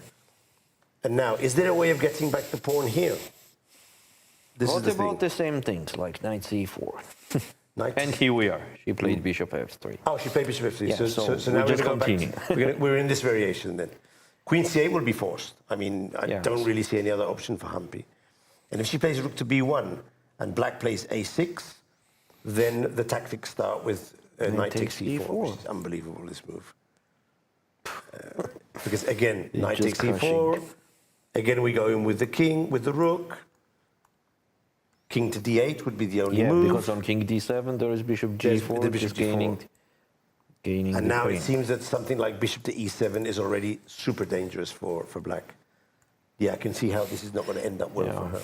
We're gaining the material. We're here. getting back the material and a huge attack. This will not happen. Humpy will not do this. Yes. She will castle. Instead of a6. You Instead of a6, she will castle. Humpy, as you said before, this is Divya's type of position, but not necessarily Humpy's type of position. She prefers the grind. We've seen how she plays the grind. And I think she'll try and castle, give back a pawn, and just try to hold. Okay, so on castle. Castle. Now it's time to get the material back. So, in Let's principle, we should take a capture on look. d6. Okay, take on d6. Black has to capture back. Definitely. And now there's a couple of options. Knight takes c4 is one option, and rook takes b5 could be another option. And bishop takes b7 on the And same bishop takes time. b7 would also be an option. Yeah, there's three options. Maybe actually. not the best, but still the option. Which one is the most natural here? I'd say bishop takes b7 is the most natural, and knight takes c4. What do you think, Valerie? Okay, let's take a look. Let's take a look. So bishop takes b7. Queen takes b7, and knight takes c4. But it seems to me that here, maybe Humpy will be able to find a way to Sacrifice the pawn, huh? For example, with a6 even. maybe a6 Or queen c6. Okay, queen c6. Queen c6 could Let's be say, okay. yeah. Could be okay. And black is not so bad. Black is compared to what was a few moves ago. Exactly. Here, black would be holding. I think Humpy would be very, very happy with this Yes. position. Okay, so don't take on b7. So we need to find something more aggressive. So that we, either knight takes c4 straight away, or rook takes b5. Okay, if we have to be aggressive, let's start with knight c4. Knight takes c4, threatening a double attack on d6. Yeah. Okay, so what does black do here? Taking the knight is impossible. That's out of the question. Wait a sec. First take on d6, take, and knight takes c4. Yeah. This is a position. Okay, queen takes c4, not possible because of bishop Impossible, b7. yeah. And pawn takes knight is impossible as well because of bishop Yes. takes b7. Here So is it's also either the bishop same. takes f3, or a defensive move like rook to d8 or something like that to defend the pawn. It's one of the two.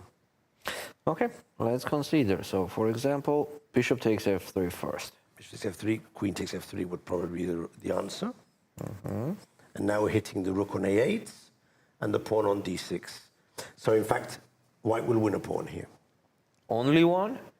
At least a pawn, maybe even 2 pawns here. Yeah, because after, for example, knight c6, then just knight Then d6, you get 2 and pawns. then capture This is a on bad d5. position for Humpy.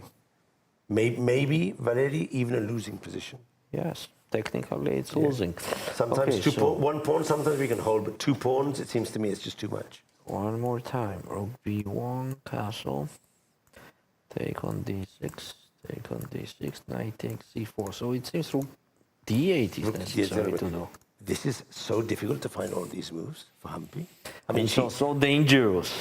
she must, I think she'll find them because she doesn't have alternatives. Yeah, actually everything is losing. Everything is losing, else. so she can only take the path which doesn't lose immediately. So it seems to me that she will find the moves, but is that a, yeah, she doesn't look very happy and very confident in this screenshot. Because Yeah, Humpy is that's a a world-class player. Yeah, sure. She is tremendously strong. But she's in a moment, she's in a difficult moment now. Okay, let's continue here. Knight a5. Knight a5, aggressive. Take on f3 seems, or not, or maybe knight c6. Knight c6 But is knight worrying, c6, but maybe it's rook the only b5. move. Wait, what's going on? So white is gaining the material. Yeah, Yeah, but if you play knight c6, rook takes b5, I think we can play knight takes a5. Yes, and here we hold. Ah, here, yes. Very luckily that the knight That's defends true. the bishop on b7. Yeah, that's a true. lucky shot. That's true. So instead of rook b5, we can first take on b7. First we take on b7 and pin the knight. Queen b7 and c4 or something like that. Or a4. c4 is good, a4 is good. A4 looks Huge very good. advantage, huh? Bishop d5 and queen to f3 is Bishop d5 is another very amazing good suggestion. also, yeah. This is so difficult to defend for Humpy. So difficult. Seems like big advantage. But it's for hard for Divya. me to say it's a winning advantage yet. It just seems a big advantage. Yeah. Yeah. There's no direct way to sort of like force your opponent to resign. It's like you're putting pressure, but there's no killer move at the moment, at least. But on the same time, it is extremely difficult to play with black because Yes. there is no future, no counterplay, nothing, only the dream how to survive. Humpy's left her board, and now she's analyzing directly with the board of the playing hall. These screens are for the public. They're sitting behind, and they can. I thought she was looking at us. At our analysis. Of course, for those who are viewing from home, you must take into account that these boards in the playing hall do not have any type. They're more for the public, but some of the players enjoy getting a different perspective of the board. Sure, and Queen C8 is on the board. Bishop played Queen F3, C8, yeah? Queen C8. It was forced. There was no it other. was forced. There was no other suggestion. Is there a chance, Valery, you're a grandmaster with a huge experience as a player. Is there a chance here that maybe Divya could get confused because she has several ways to proceed and not choose the correct one? Would that be possible? It is always a problem, actually, not only Divya's problem. You know, when you have a choice, then you have to be super careful. Humpy didn't have a choice. Yeah, But Divya does have a choice. Yes, that's true. That's true.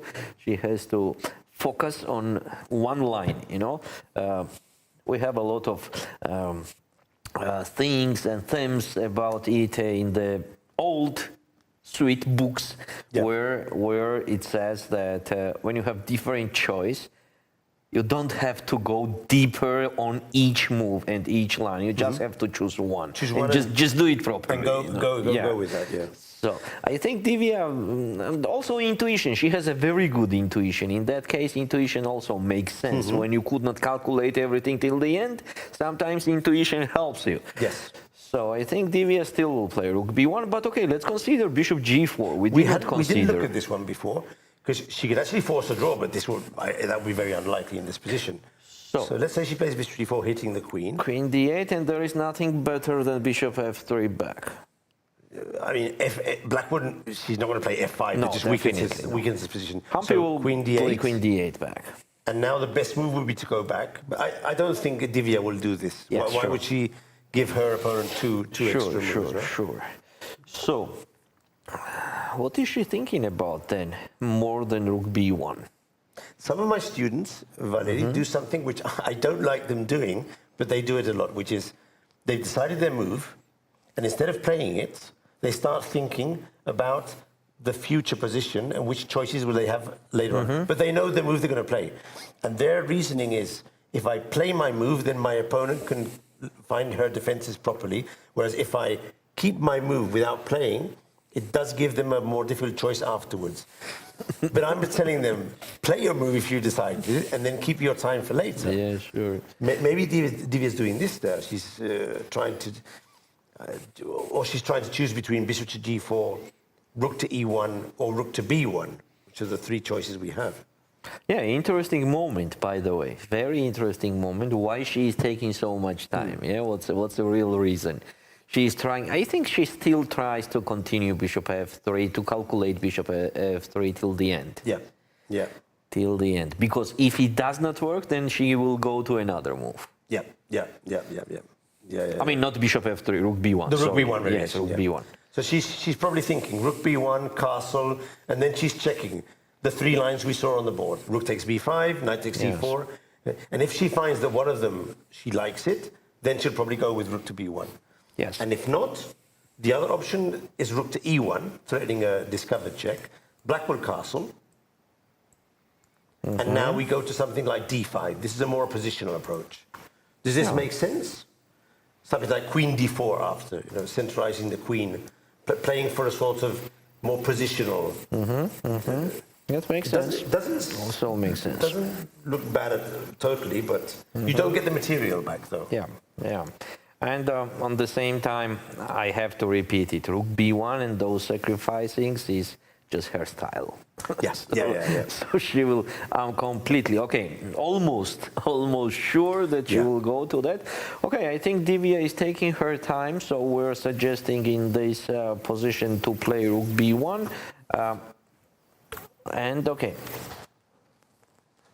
So, as she's taking her time, maybe let's go to another game. Let's check the Lei Tan game. Yes.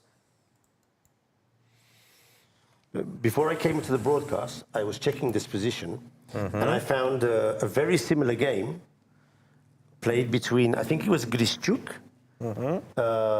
or Vidit, because I saw two games, one from Vidit and one from Deshmukh. And one of the two games, I can't remember which one, had exactly this sort of position. The pawn on a5, the knight on c5, this clamp with the knight on c5. And it was all very like this. Black had played h5, h4. And it seemed to me that it was a position more a tan sort of position than a lay sort of position. But that was something I was watching before. What do you think of this position? Okay, first of all, I think that it is just for the mutual play. Very close to equal. Both of them are trying to be very solid. Yeah. And also, actually, I think that this position goes to draw and the match also. But this is just my opinion. You think that the two classical games might finish in a draw? Yes. But they'll have to tie break anyway. Yes, so they go to tie break and they will decide there. that is a possibility because they're very strong. Yes. I seem to remember that they're also from not the same town, but the same vicinity. They are same good province. friends.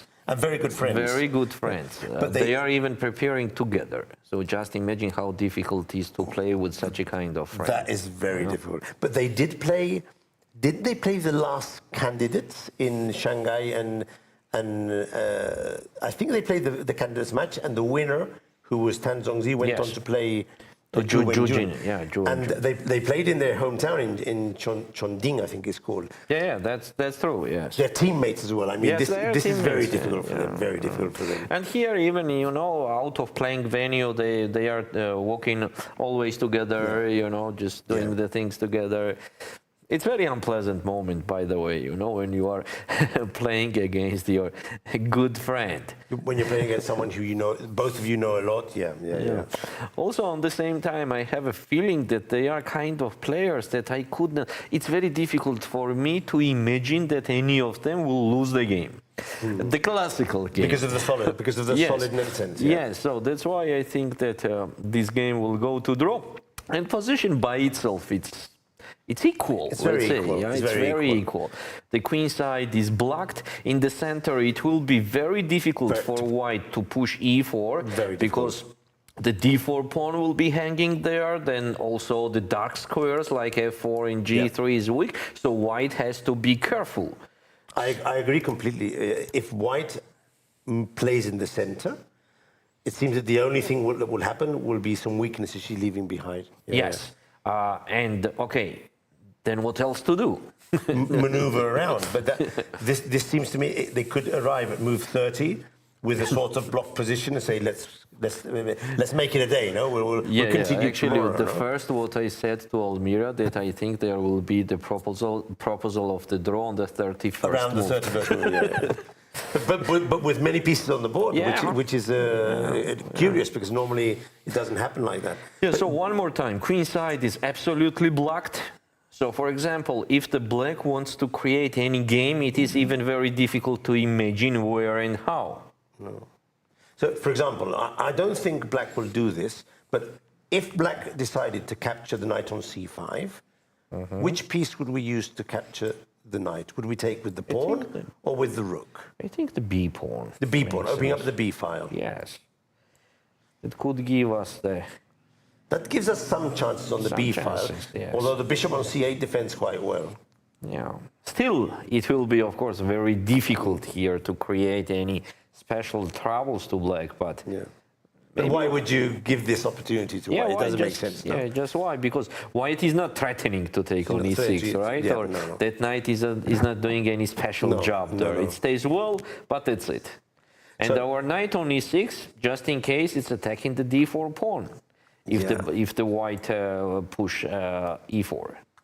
So it's more what white can do to increase, if there's any advantage for white in space or something. It's really white has the onus on himself or herself in this case to try and improve the position. The thing is how to do that. Yes, how to do that. E4 is not possible. F4 just leaves weaknesses. Yes. G3 and G4 doesn't make much sense. B5 can't be done unless there's some special tactic, which there is not in this position. It's really hard.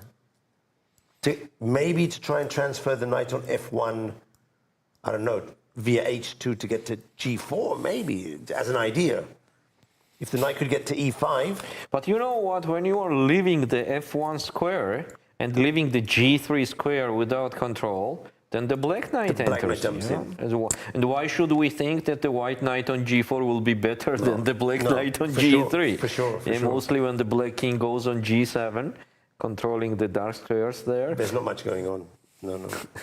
Okay, I put so many marks on the on the board. It means that the position is absolutely equal. But you're completely right. I mean, in fact, these positions, if I remember rightly, I remember Kasparov used to play these variations.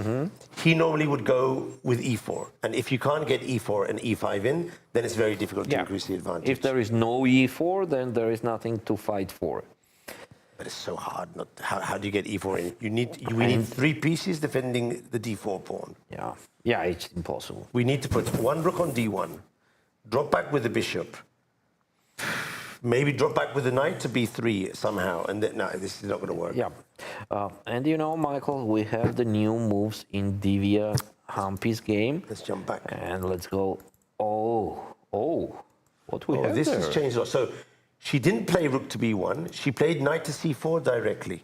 You remember what I was mentioning to you before? When you have so many options, you could be confused and... Actually, I was not thinking about that move at all. No. What's the point? This Why is the she move. did that? We checked this one briefly. If she takes with the knight, rook E1 was very good. Yes. And if she took with the pawn... No, we are doing it on rook B1 A6. Oh yes, not exactly the same position. We're doing it here, right? Rook b1, a6, and then knight c4. You're right. Now, Yeah, we didn't this is check this one different thing. directly. Yeah. Here it's different because now she will take with the pawn. And now And when she b7. receives the check, she'll run to d8 with the king. Yeah, and b7 is not hanging anymore, right? This is the pure sacrifice. Okay, there's a false line. Should we check it just in case? Because Yes, I let's can go. only imagine that Divya has calculated this line. Let's see where the mistake is. She's calculated queen to e2, threatening queen to e7, rook to e8, That's only defense. and now there is a tactic, queen takes e8. She might have calculated this, knight takes e8, and now bishop to e7 check. King to d7, and now bishop to g4 check. She might think that this position is better for her. Let's take a look. But king to c6, and let's say we recapture the queen, And and she might think that this is better for her, but I don't really see why. She has a rook and a pawn. No, just a rook for two pieces. yes, she has to be even careful here. No, this doesn't make sense. It can't be this line then. It can't be. Let's go back and so see. what else? What else could she thought of? What It can't be else? this line. What else do we have there after b takes c4? And do you know, Michael, what I don't like? She thought so much on knight takes c4, and after b takes c4, what is most expected move, she continues thinking. This is a very bad mark. So there is something wrong. That is not a good sign. Yeah. Yeah, because again, from the books, I have one story here. That, for example, when we have different choices, as you said, and different ways to go, and we don't know in advance which one is correct and which one is good, you know? In advance, it's just impossible because, for example, you could not calculate till the end, and you just have to choose any of them. So when you choose one of them and you go there, later, immediately, you have to find out and you have to know you are on the correct way or not. And how you are finding it out. If the next moves are easier to play, then you are on the correct way. Then you're on the correct line. Yeah, that makes So, sense. if the next moves are even more difficult, then it has to be like an alarm clock, you know, alarm call, that to wake up that you are doing something wrong. Something is wrong there. Yes. So I think we have this case now. take into account this, she should have played rook to e1 quite fast. Because Yes. it's the easy move, and if it isn't, probably she did something wrong. Yes. I heard, of course, Vladimir Kramnik. I'm a big fan of him as a chess player, and his legacy as a chess player. He said once that if someone thought more than 12 minutes a move, he said 12. Okay, we could say 10 to 15. It doesn't. It's not a big deal, but you know what I'm getting at. Then what happens? Your head starts going into this circular thinking, where you're going back and forth, but. And then you start and choose between different moves. And then he said that after 12 minutes, your move would be a mistake. Yes. And I've seen that so many times. Yes, that's so many correct. times. Correct. And Divya. Thinking is good, but thinking too much is not good. It's not so good. She thought 12 minutes this move exactly. 12 minutes. And she didn't make the correct move. The correct choice. She played rook e1. She did play rook e1. Yes. And we're expecting Humpy to play king to d8. Yes. Just to bring her rook into play. Let's think there after king d8 if we have something something more than that end game with the rook against two pieces. Because now she's actually a piece down. Yes. Now she is a piece down. She is a piece down. No, but Valery, strange I'm decision. checking the engine. The engine is suggesting the queen e2 we were talking before. But the other move it's suggesting is h4, which is not a move you're thinking of when you're a piece down. For sure. Definitely. For sure. Definitely. When you are taking on c4, doing knight takes c4, you are not... You're not thinking of h4 as a possible candidate move. So really, it must be either queen to e2 or... I can see myself thinking rook to b1 as a candidate move. But these rook are the b1. only, Let's take a look what's going on rook b1 there. And now that I'm looking at the position, maybe bishop to g4 could be a candidate move. Maybe bishop to g4. Let's consider Maybe. rook b1. Rook to b1. Yes. Let's see what happens against That makes this one. sense. All our Okay. pieces working. Okay, let's say black exchanges the bishop. You don't want to lose Yes. material. Queen takes, and now we have to protect the rook and Knight develop the d7, knight. yeah. Okay, now we need something quick, because if not, we're losing. Okay, this is... What this about is take on d6 and take on f7? Does it that's make okay. any sense? That's okay. And then afterwards, I'll give you another move that I just noticed. Bishop takes d6. Yes, She takes and queen d6. takes f7. We take on f7. And now we have 2 or 3 pawns for the piece. A dangerous position.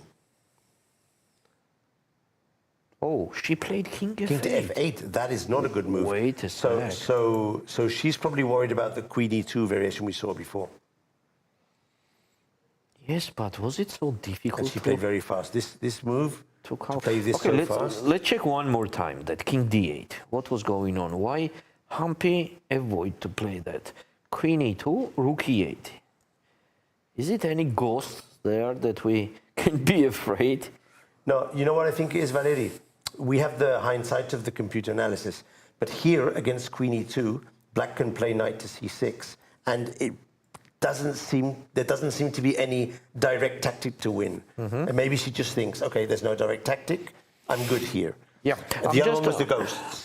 I'm just talking about king d8. Why she refused? Just to find out the reason.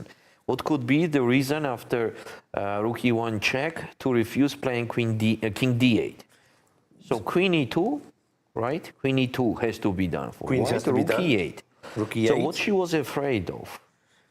What could be? But I think it's not that she was afraid of it there, but I think she thinks that king f8 is even better than king d8. That's my... Because we know it isn't, but we have the hindsight of the computer. And she might think that king d8 was okay, king f8 is also okay, so I'd prefer king to f8. Okay, so Is on that king possible? f8. On king f8, what do we have here? We have queen e2, right? Queen is the logical move, and now black can bring out the knight. Like knight c6. For example, knight to c6. Yes, but just d5? d5 hits the knight. And now this is a problem. This is a serious problem, because now queen to e7 is coming. This is a very serious problem. Wait a sec. What's going on here? So if we move the knight on a5, for example. Knight to a5, I would think of queen to e7 check. But bishop to b4 is a simple move, and the knight is in fact trapped on a5. And we can just capture that. Yeah, this is not a typical pattern. I've never seen this before. A knight on a5 being trapped like this, I've never seen this before. Generally, there's some way of defending it. Yeah. So this is a funny pattern. So more than bishop b4, We just what get the would piece we back. have? You get the piece back, and it's an overwhelming advantage. Yeah. Actually, why not? Yeah, bishop b4 and yeah, we can stop there actually. So it can't be knight to c6 then. Probably she's going to play another move, different move. Which other move could she play here? Knight to d7 doesn't make sense because What's going on? Bishop takes f3. Bishop Just to f3. make it clear. Let's check this. Bishop takes Just to f3. make it clear. Ah, there's a mate here. Bishop Okay, takes d6. let's show it. Oh, Let's maybe show it. she's Bishop missed this. Maybe she she's missed this. that. Huh? Maybe she missed exactly this. Maybe she was thinking of playing bishop f. Yeah. It Could be, by the way. Could be. Anything could be. It's a tricky position. We saw a lot of blunders, you know, in the end of the tournament. It means that the players are They're quite tired. tired already. Yeah. Wow, but Oh. if she missed this, it's going to be very hard for her. Yeah. Could Wow. be. Queen to So, e2. what else we can consider here? Maybe knight d7. Knight to d7. So queen e2, knight to d7. Yes. And now there are several ways to go, but basically all of them, We can get the piece back. We can get the piece first back. of all, Yeah. right? Just take, queen e7 check, and then just take the d7 knight. so we take up b7 Yes, why not? and then just get the piece back here. Yeah. I mean, why would she play king to f8 to just give her the piece back like this? That doesn't make sense. Does that make sense? Maybe she has missed that mate. Checkmate, yeah. Because in the other variation, if there's no mate, what happens after bishop to f3? Let's see, take on f3. Let's say there's no mate, and she could play knight to d7. Sorry. So take on You stay at f3, take on f3, knight d7. Not to queen to x, queen takes f3 is good, knight to d7. But let's say she misses the mate. Of course, if she misses the mate, then and she's only seeing queen to f3, knight to d7, this is very good for her. Yes. And this is maybe what she was going to. But then she's in for a shock. She's in for a big shock.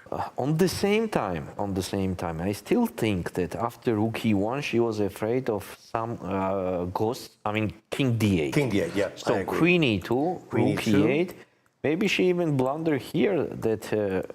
she thought she was mated. Yeah, mated, or she was just losing the queen. Otherwise, I just don't get the logic. Oh.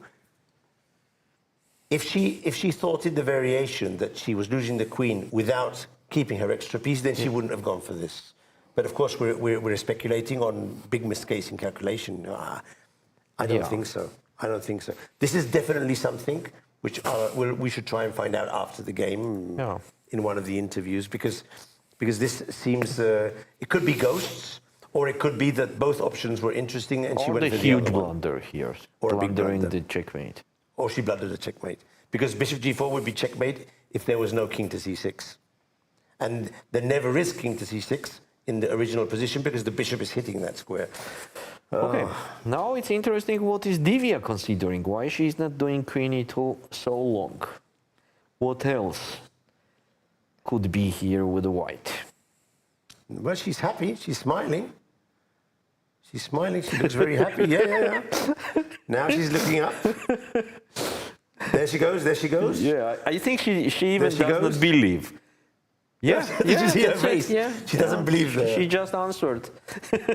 Maybe she's seen the mate, but she doesn't believe that her opponent has not seen it. Yes. Wow, It seems but- like that. But now it's confidence. Now she has to be confident in her own calculations. Yeah, so she just does not believe that after queen e2, actually white is winning, we can say like that. She's winning, after yeah. queen e2. Because she's going to get back her piece with an extra pawn and a very good position. And dominating. Dominating position. Yes.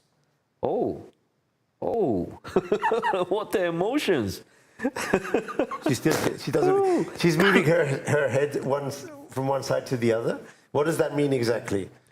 She can't believe that. Maybe she even, she just Whoa. Wait a second. Whoa. She's blundered back. This must Mike, be. what's going on? It must be. Tell me, please. It's a product of tired. They're being tired. They're tired from the tournament. But also, at least I try always to remember that we do have the hindsight of the computer. And would we find the same moves in a vacuum if we were sitting there? Maybe in a vacuum. In a blitz game, we would find them. But after playing 1 month of chess, you have to imagine they're tired. But what was she smiling about? No, but these are just human emotions, no? Human emotions. Just about what? Humpy looks a bit... Now she's played... This is funny. What you said before. Queen takes b7, and now she played immediately, which is her move, queen to e2. Now, okay. Now it's knight c6. Knight d7 loses back the piece, so knight to c6 is the only move. Okay, let's play knight to d5, c6. right? And now d5. She's actually getting back the piece here, because the knight has nowhere to go. Okay, of course, because now she's probably smiling at knight to a5, check on e7, then you capture on d6, and then you mate. We can show. No, this is the move she was calculating. So you think that she was smiling because she found out that? No, first we check. Sorry. Yeah, first queen e7. So she sees how to get her piece back.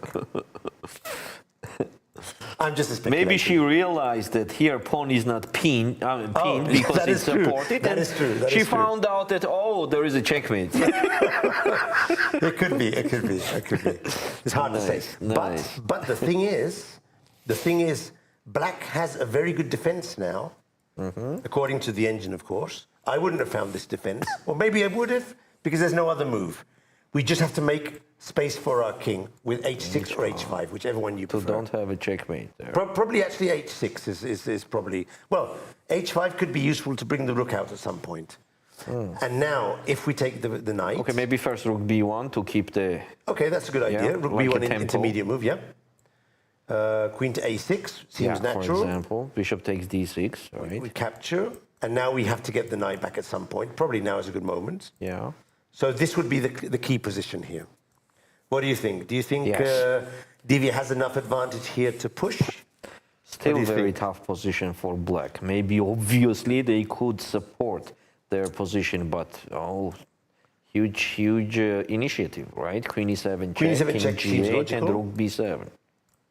And let's put the rook on b7. Yeah, this is very strong. And now black must start defending. Queen to d5 would protect.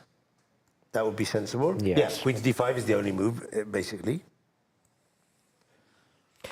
Yes, because here is another blunder possible, as on rook f8. There is queen takes f8, king takes f8. Oh, nice. Rook f8 mate. Okay. By the way, in this variation which we have on the board, the pawn on h5 is much better than the pawn on h6. Because if the queen has disappeared, black has to get his rook out very quickly. Yes. So sure. Will Humpy I think, will probably understand that. You know what, Michael? Now I could not say anything. Such a kind of things are happening that it's very difficult to predict anything. So normally just the h6. But in fact, if she goes deeper into the position, she might understand that h5 will allow her to bring the rook out very fast in a rook ending, for example. But what was that? Taking on b7 and then queen e2. Just play queen e2 immediately and that's it. Yeah, it's the 12 minutes from before. She has 4 or 5 options. In fact, I'm remembering now the game against Tan Zhongyi, the second game, the second classical game that she won. She missed quite a few opportunities in that game. Yes, she did, yeah. So maybe Divya, of course, she's young and improving, but probably one of the things she needs to focus on in improvement is to handle positions where she has multiple good choices. Yeah. It's a difficult thing to do. That's true. Because I'm remembering that at that game, she won at the end. Totally deserved, but she missed a lot of opportunities. Yes. So in this position, in the end, it's still interesting, Michael, to continue. So let's go to the end, to the queen d5. So what to do here? How to continue? Actually, I can't see any idea to press the black more. What to do? It's a decision to take the pawn on a7. That's one opportunity. Yes, let's take a look. What's going on here? Take. Black will probably exchange the rooks. And maybe rook h6 or g6 and king g7. Yeah, g6 and king g7. G6 and what's the problem? We do have a passed pawn with white, but it's on a2. It's still very behind. Oh, come on. And black has a good centralized queen. Just a draw. Just a draw. Yeah. It's not even equal. Okay, and instead of taking on a7, then what to do? Do you think this would already be sort of both players would say, yeah, this is a draw? Or do you think that they might think that one of the two of them has the advantage here? I don't think so. Too few resources. Yeah, too few resources, yeah. Somewhere black will capture a pawn and the white will capture one of the pawns of D or C. And then there will be a draw, yeah. Okay, so instead of taking on a7, maybe then play queen e4, as a black queen is too active in the center, you know. Exchange the queens. We have the rook on the 7th, and probably we'll pick up one of the other pawns. Okay, let's exchange queens. And here, the engine suggests to get the rook out by rook to h6. Oh, there's been a move. This is important. What did she play there? Knight c6, yes. Yeah. Knight c6. So now we're in the forced line. Let's see. Let's check Divya's. d5. Okay. Did she play d5? Yeah, she played d5, but now she's playing fast. So this is the line she calculated. It's a little bit late to play fast. But what has she seen in this line? What she was smiling about, what an interesting thing. Maybe we can ask her later what she was smiling about. But that's just a facial expression, no? She might even not realize she was smiling there. But she saw something. I think she saw something and she just realized something and she was smiling. And that was a brief smile. So the thing is, if she went for this line with d5, she must think that the end of this line gives her the advantage because she had other options. I think she's also missing here something. Maybe she's missing that h5 move, which is, by the way, very strong. Maybe she's missed the h5 move. Yeah. Otherwise, I understand her. Okay, the position could be very close to equal, but with a huge initiative for her, which is actually good. But after h5, we can find out that there is no initiative that we can continue. Yeah, h5 is very good. H5 is so very Humpy needs soft. to find the move h5, better than h6. Okay, so if she will not touch that h pawn at all, what is the other option? No, there is no other, because if knight d8 loses, knight to a5 loses because of the check and the mate at the end. Just a second, So- I'll go to that position to show to our audience. Rook to e8 loses because of bishop takes d6 check. That's a good line to show to the... Which move? Rook to e8 No, is a good rook line e8, just queen takes e8, checkmate Oh, in sorry. one. Of course, it's pinned. The knight is pinned. Of Just course, a of course, of course. So there's not so many Now alternatives. some Divya happened with you. Yeah. Maybe that's the one she saw. So yeah, there's not enough alternatives to make a mistake here. She needs to make. Okay, g6 could be another opportunity, but you're weakening Let's your take a line. look what's going on g6. G6 weakens a lot the squares. Let's see, g6. And okay, well, rook b1. That's Yes, that's that the move makes she'll do sense. always. Queen a6. Queen to a6. Okay, now of course. Let's say bishop takes d6. Yeah, Because let's be D6 straight. is the normal move. Yeah. Take back and take on c6. This is the normal move. The normal move is, I see the computer offers queen to f3, but this is a move that doesn't come easily. The normal move is to capture the knight. By the way, it makes sense. Michael, do you know why? Because there is no knight e5 on queen f3. There is no knight e5 because of queen f6, and the pawn is pinned. We are attacking the rook and then taking the knight. Rook g8 and rook takes e5, yeah. Yeah, that makes sense. Also, knight does not have a square to go. Where to go if not on e5? If black goes on a5, You're right. then You're just right. queen f6. No, she'd find queen to f3 here, but Look at this, h5. h5. That's very well played. Humpy is the one. But that's Humpy's calculation, but intuition as well. Yes. She probably thought that g6 would give her different types of problems with Yes, dark squares. that's true. This line here. Oh, our respect she to found h5. Yeah. And how fast she did that. Yeah. No, but Humpy sometimes misses certain moves, but then she defends it very well. We saw that in her tiebreak against the previous. I'm losing my mind now. Humpy's tiebreak? The last tiebreak she played against Tan Zhongji. Tan Zhongji. No, sorry, against Lei Tingji. Lei Tingji, yes. She missed some tactics in the opening and she was lost. Yes. But then she defended splendidly the rest of the game. Yes. So she's very good in defense. Very, very good. Very, very good. At least being good in defense doesn't mean that you can't blunder at some point a tactic. These things happen. Yeah, sure. But then when she makes her comeback, she finds good defensive moves. Now she's standing confident. up. Now she's confident, yeah. Yeah. Now let's look at Divya. Let's see if she realizes this move. She's in the process of realizing now. Now she's calculating rook b1, queen a6, take, and now she's thinking check on e7, king g8. Now she probably realizes she doesn't have the advantage. Yes.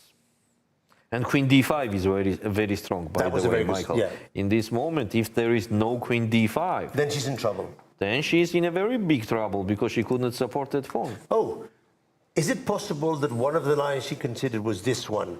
She didn't see queen d5, but she did see rook f8 was losing. Could be. Could be. Yes, of course. Could be. Because this would be the same with h6 and h5. Yes. It would be the same. Yes. But then again, it's a calculation d5. mistake because you missed a defensive move, no? Yes. Okay. We have what we have. What to say? Maria, I've been through this a lot of times in my chess career. I'm sure you play more or less well, but you miss a defensive move with the opponent. Yeah, sure. Not a move 2 or 3, but a move 4 or 5 or 6, a deeper variation. And just imagine and compare, Michael, the tournament what we are talking about and the current tournament that we have now, right? Yeah. It's absolutely different pressure. They have so long tournaments, so many games, a lot of things happening, you know, and of course it makes sense and. The mistakes are happening more and more. They're going to come in towards the end of the tournament for sure. We've been here already 3 weeks, and I'm starting to notice the tiredness that I get after 3 weeks here. And we're not preparing games. We're working while they're working on the board, but they're doing preparation in the morning as well. And I'm sure these last 2 days, Divya hasn't been going to the mall to have lunches and no, she's been behind her computer with her trainers, going over files. This is very tiring in the end. Yes. And mistakes start to creep in. Yeah, for sure. That's true. That's true. And we can easily see that here, starting from the previous round, we saw so many blunders that we did not see for the whole tournament. We didn't see before. Yeah. You're right. And from whom? From one of the best players in the world. It's important for the viewers to understand that elite chess doesn't mean players don't blunder. The difference is the frequency of the blunders. Yes. They go down a lot when they're in good form and they're not tired, and they go up when they're tired. They blunder after 1 month of playing. Exactly. We can blunder after 1 day. After 1 day. Or a few hours. I'm sure most of the viewers will go to play their games on Blitz and they'll blunder after 30 minutes. Yeah. That's the difference. The fact is they blunder, and that's why we have to keep our confidence up that we can win games. Now I think she's realizing. Now it's the face of realization. What do you think, Valerie? Yes. Yeah, now she is not so happy. Yeah. And also her time is going down. Time, yes, 22 minutes. 22 minutes. And also we mentioned in this tournament, when Divya has a few time on the clock, it affects on her too much. Okay. Too much. She's looking very often to the clock. When it's less than 5 minutes, that's it. We have different Divya at the board. Really? Oh. Yeah. So I think she has to work on that also. She doesn't like to be in time trouble. Yes, she does not like. She does not like at all. By the way, that game where she was 2 pawns up against Tanjongi, right? Yep. The ending, Once there was 5 minutes on the clock, she started doing the mistakes. Looking at the clock, then doing mistakes, and when the thing goes very wrong, then she turned on another engine, and then she started playing like a machine. When there is no way out, that's it. In that ending, I remember very distinctively when she exchanged her e4 knight for the bishop on d2, although the computer was giving it as a possibility, it was like, I wouldn't do this. Yes. I wouldn't do this. My knight is so strong on e4. The bishop is... It can't find a good square. Or if you are going there, then you have to know the forcing line, how you are winning. And just follow it. Then just follow it, But when you are taking on d2 and then thinking what to do, that's not the best option. But again, come on, Michael. It was a tiebreak. It was a tiebreak. High pressure, completely tired, so on. In that case, maybe any of the players, any strongest players in the world could do even worse things there. Of course. And I'm sure when she did it, she was thinking that the line would win. The mistakes appear with hindsight, obviously, at that moment. Okay, let's go to another game. Let's check the lay, because we'll come back to this one in a while, but I would suggest checking the lay game, because probably some developments have been there. What are things happening there? Let's take a look what was there. So the knight got to e5, and the other knight went to g3. That was fun. We were expecting so quiet game with the agreement on draw. And suddenly, queen g5, f4, queen e7, knight h2. And the white knight decided to transfer to e5, but as you said, the other knight jumps to g3. So both have their knights very well situated now. But still the position remains balanced. The position is too balanced.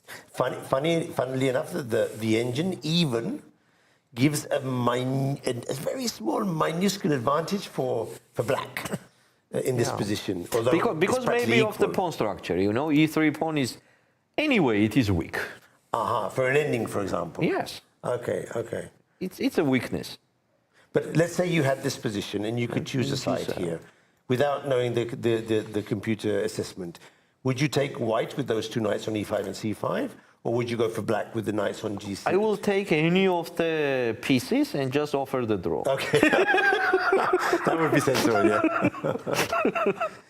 what about the time situation? They are on move 30. Yes, move 30, so 10 moves left. Late King G has 26 minutes. That is more than enough. And Tanjongi has even more. Do you think... Of course, there's one thing that's going to happen now. Black could try and play f6 at some point and then go for the pawn on e3. Do you think that will happen? By the way, what was the last move? Bishop a2? Yes, I was thinking about that, and that's why I was considering to take on f5 in this moment. To knock off one of the pieces, yeah. Yeah, just to take on f5, knight takes, for example, and Yeah. just queen f3, something like this. Yeah. But instead of that, Tan Xiongyi Bishop played A2, very unclear why is move she- for me. Why is she putting the bishop on a2 to play e4? That's the only idea I'm thinking of. Yes, but is not it just a dream? That's a bit weird. And the engine is suggesting a very solid move, knight to d6, Yeah, just controlling everything. controlling all the squares. On the same time, bishop could come on f5, then f6, then it will be actually the advantage for black. So now black is, I'm looking at a nice position. If the bishop comes to f5 now, And then f6. this is starting to look good for black. What is bishop on a2 doing? Bishop a2. I mean, don't- what is bishop no, a2? I don't huh? understand that move. Well, I understand that she's trying to play e4, but if she can't get e4 in, it doesn't make sense to transfer the bishop there. No, I don't understand this move. Michael, you know, we are... Oh, she played knight Yes. to d6. I have the feeling that Lei might have sensed a change in the position, because now we're on move 30. So if you remember, you mentioned before that when they Yes. move 30, they might decide to agree a draw. I'd be surprised if Lei Yeah, took it now here. I don't think so, because black's position now is clearly better. You know, a very important thing. So we're analyzing these games, and we are in the broadcast from the beginning, right? The level of those players of playing chess was absolutely different Yeah. for first 10 days. Yeah. Now it is absolutely different.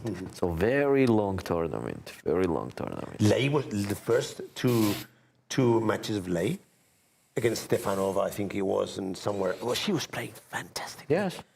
Winning in the classicals, no trouble at all, 98% accuracy, fantastic play. Of course, the level of her opponents, even though Stefanova is a very strong opponent, it's not the same level as Tan Zhongji or Humpy, of course.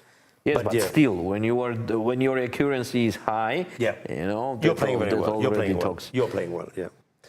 No. Actually, for me, Lei Tingzi in this tournament, she has played in the classical sector. She's played at the best. Yes. For me, she's played at the best. She lost in the tiebreak against Humpy. Could have gone anyway because she also had her moments in that tiebreak. But for me, Lei could easily be in the final as well, like Humpy. I think it was a completely 50-50 tiebreak where this time it went to Humpy. Next time it could have gone to Lei. Yeah. She's impressed me. Her play in this tournament has been very, very good. Very good. Agree. And Michael, before we go on our short break, let's take a look one more time at Divya. Let's go back to Divya. What is she doing there? And yes, She's thinking. yes, we have that moment of that she realized. Valeri, she's down to 15 minutes. Yes. And there's still 25 moves to go. Yes. And she's looking at the clock, you know. I'm starting all the to time. be a bit worried for her. Well, we'll see. Now she has to, you know, she has to change her mode. She has to realize that there is no advantage anymore, and just maybe just go to do the draw. Maybe that's the best option, yeah. Go and do a liquidation and try and get the draw. Well, we'll see. We'll be back and see. Yes. We'll see. So this is our, how to say it, suggestion to Divya to forget what was happening until this moment. That's difficult. That's Until- very yeah, difficult, it's Valeri. For me, it's so difficult to change gears, no? To forget what happened before and focus on the new position. It's very difficult. But that Yes. is one of the trademarks of a strong player. Yes. Humpy does that very actually well. the same is in life, you know.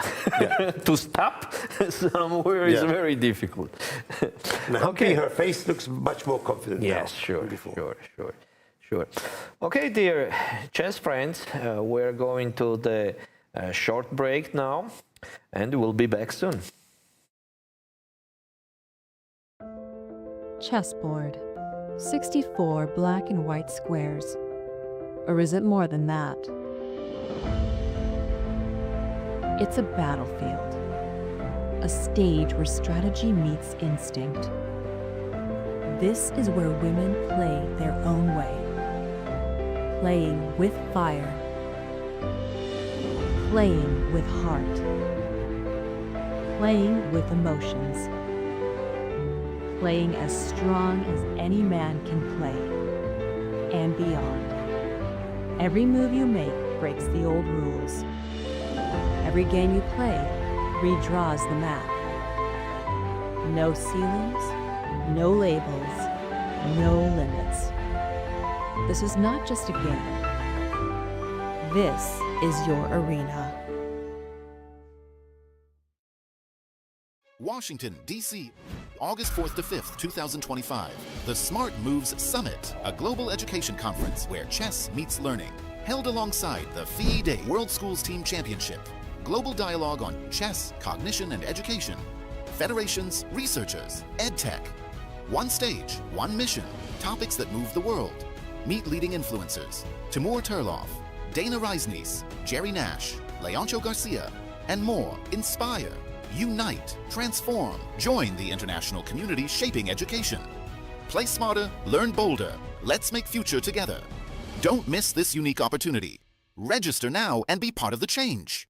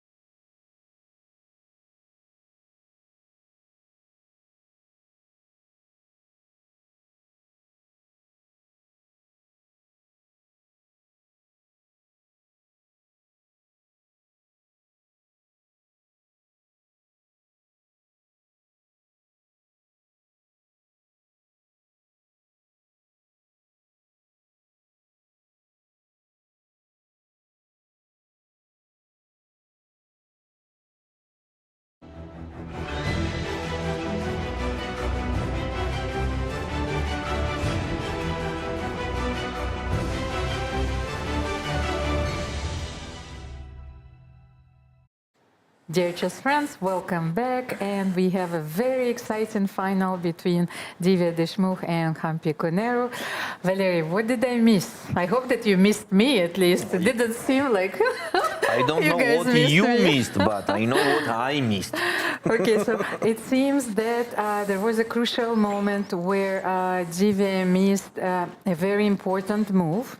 Maybe let's show it once again, because I haven't seen the position yet. But from a human perspective, when I quickly had a look at this game, it didn't seem that obvious to me. As I can see, Divya has 10 minutes left on her clock, and this is a very important factor, especially that there are a lot of moves still to make to reach the time control. So here it was the position here after This was the moment King of when Fate, yes? Divya could play Queen E2, getting a Queen E2. Okay, I understand. You big want advantage. to take on B7 and then mate on E8. Okay. Yeah. And what if I play Knight C6 Knight C6 here? is only move, seems like an only move. D5, Knight A5, there is Yes. no other options, and Bishop B4 just getting back that piece. Ah, okay. So just a quiet move, Bishop B4.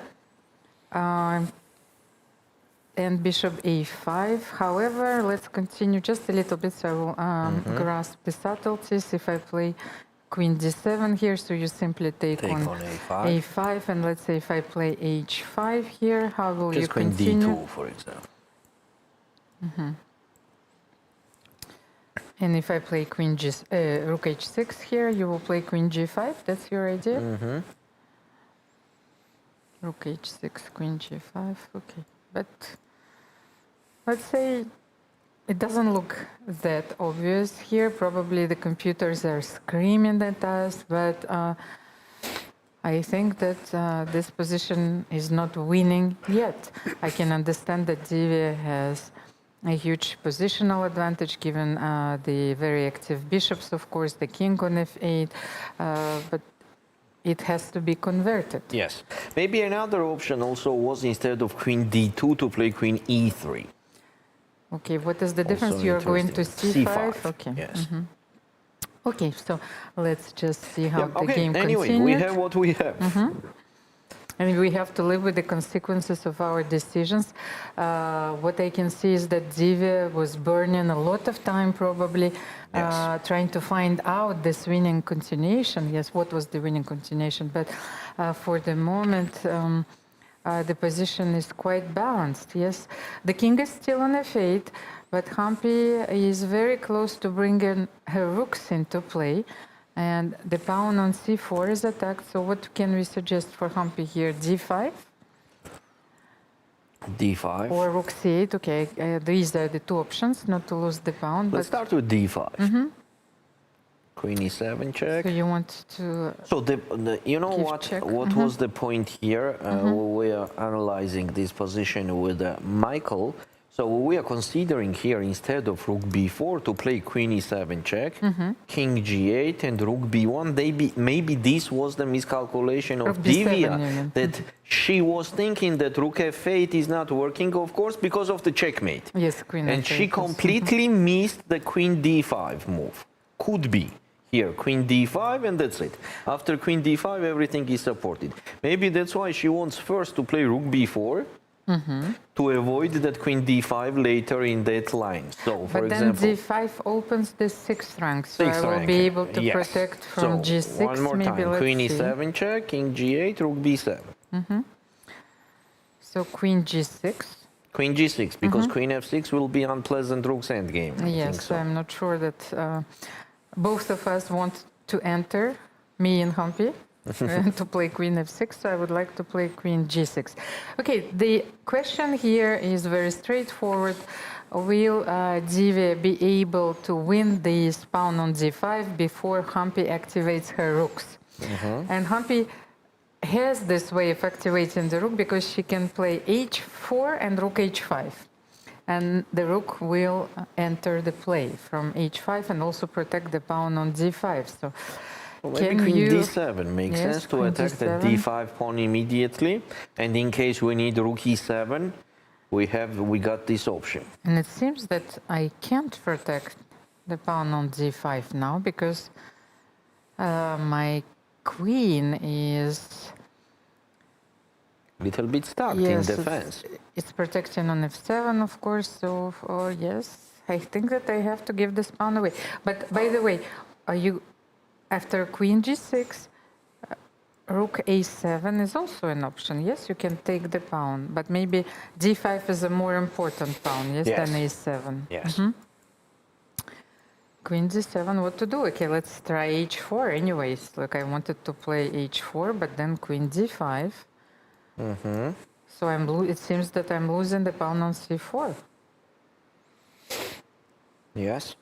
Rook h5, what else? And queen c4.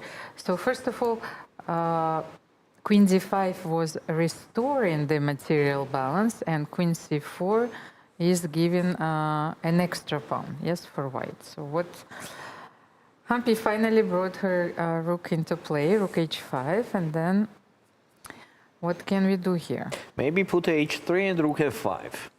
Yeah. To make the king safe, like h3. But all these things are far from being obvious because Humpy needs to evaluate correctly. Yes. But on the same time, Divya also has too few time on the clock, and she's not comfortable with that. So, as we see here, Humpy is taking her time, thinking maybe rook c8 in the current position will be the better option. Actually, we did not review this move, rook c8. But the problem of rook c8 is that we are giving that a7 pawn.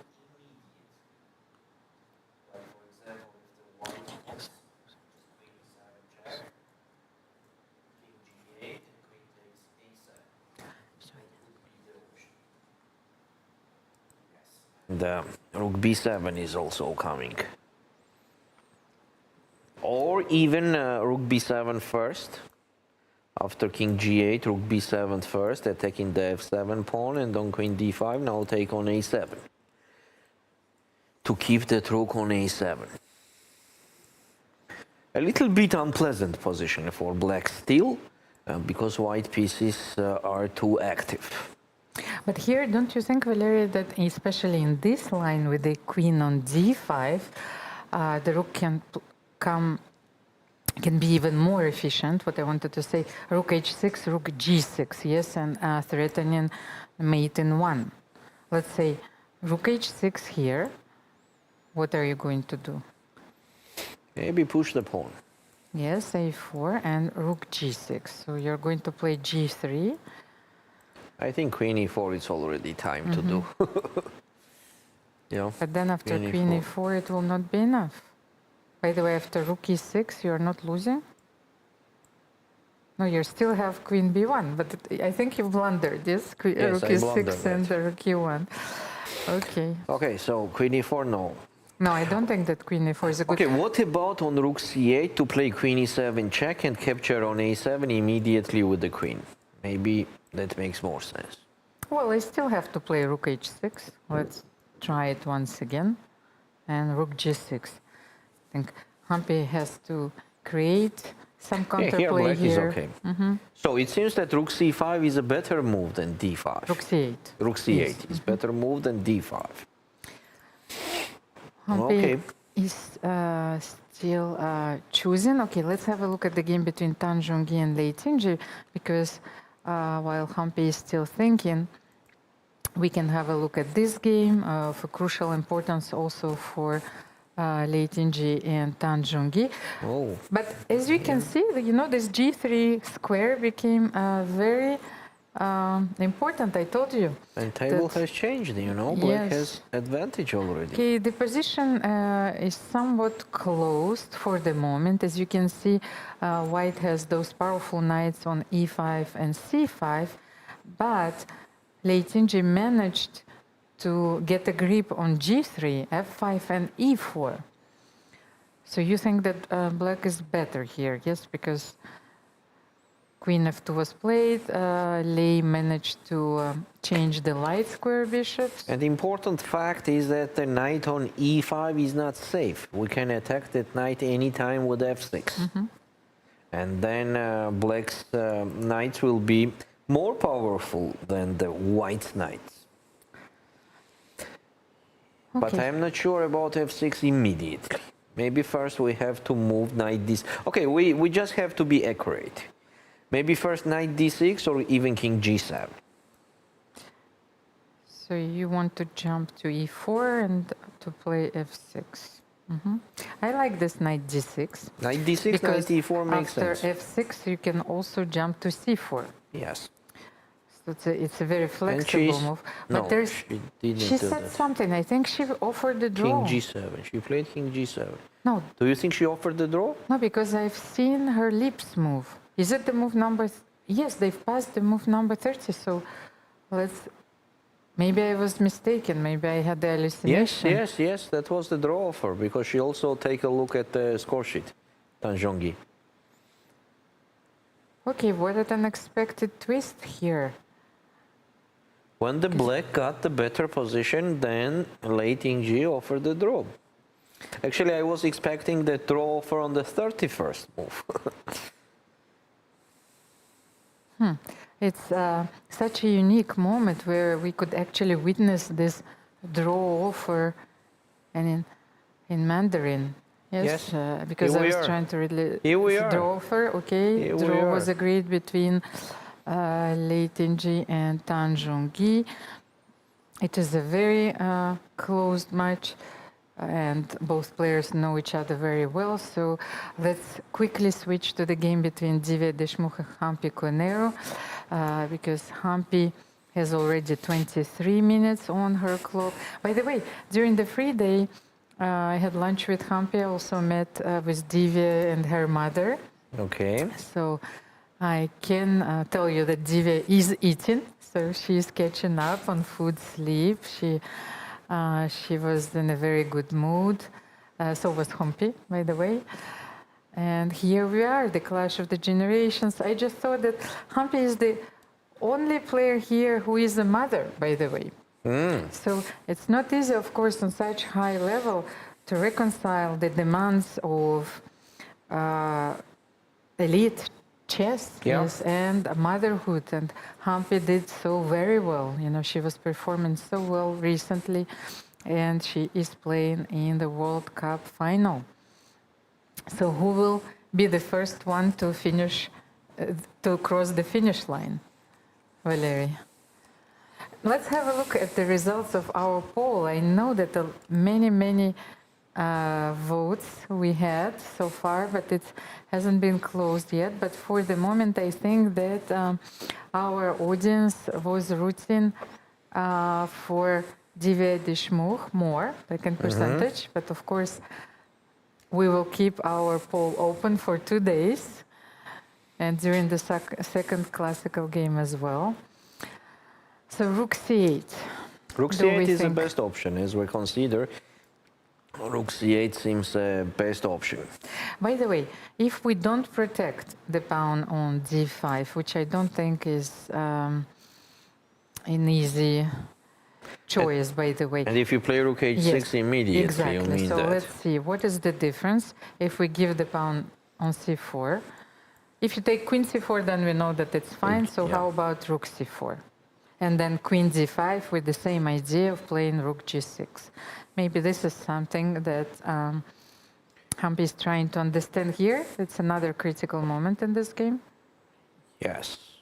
So Queen E7 check, King G8 and Rook D4 is not making any big sense because A2 pawn is also hanging. Yes, maybe I can even take it here. Sure. So that also makes sense. So Rook H6, Rook takes E4 and Queen D5. Because we were defending the pawn on C4 almost automatically. What about Rook H6 and bringing this Rook into play for the first time in this game? So maybe Rook D4, as there is nothing else to do on the 7th rank. Rook D4 attacking the Queen. Then Queen C6 back. Queen C6. I am still looking at g2 and c3 now. So if rook c4, we are making a draw here. By the way, maybe True. it would be a very good decision from a practical point of view. Divya is long time, Humpy is getting also quite long time.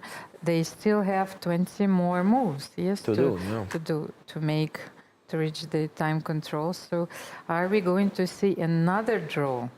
But okay, let's have a look at queen e7 here. King g8. And then what to do with white? That's the question. Now c3 pawn is also hanging.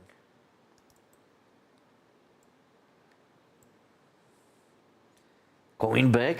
No. So if you were not playing rook b7 here, if we play rook f4 and then maybe c4? Rook f4, you have to play rook f8 and c4. Okay, but the game is rather very balanced equal, yeah, here. very equal. I can feel that Divya is struggling because, you know, it's this moment where you thought that you had something, then this advantage evaporated, but you're still under impression that you have something and you have to find something. By the way, do we have the move? No.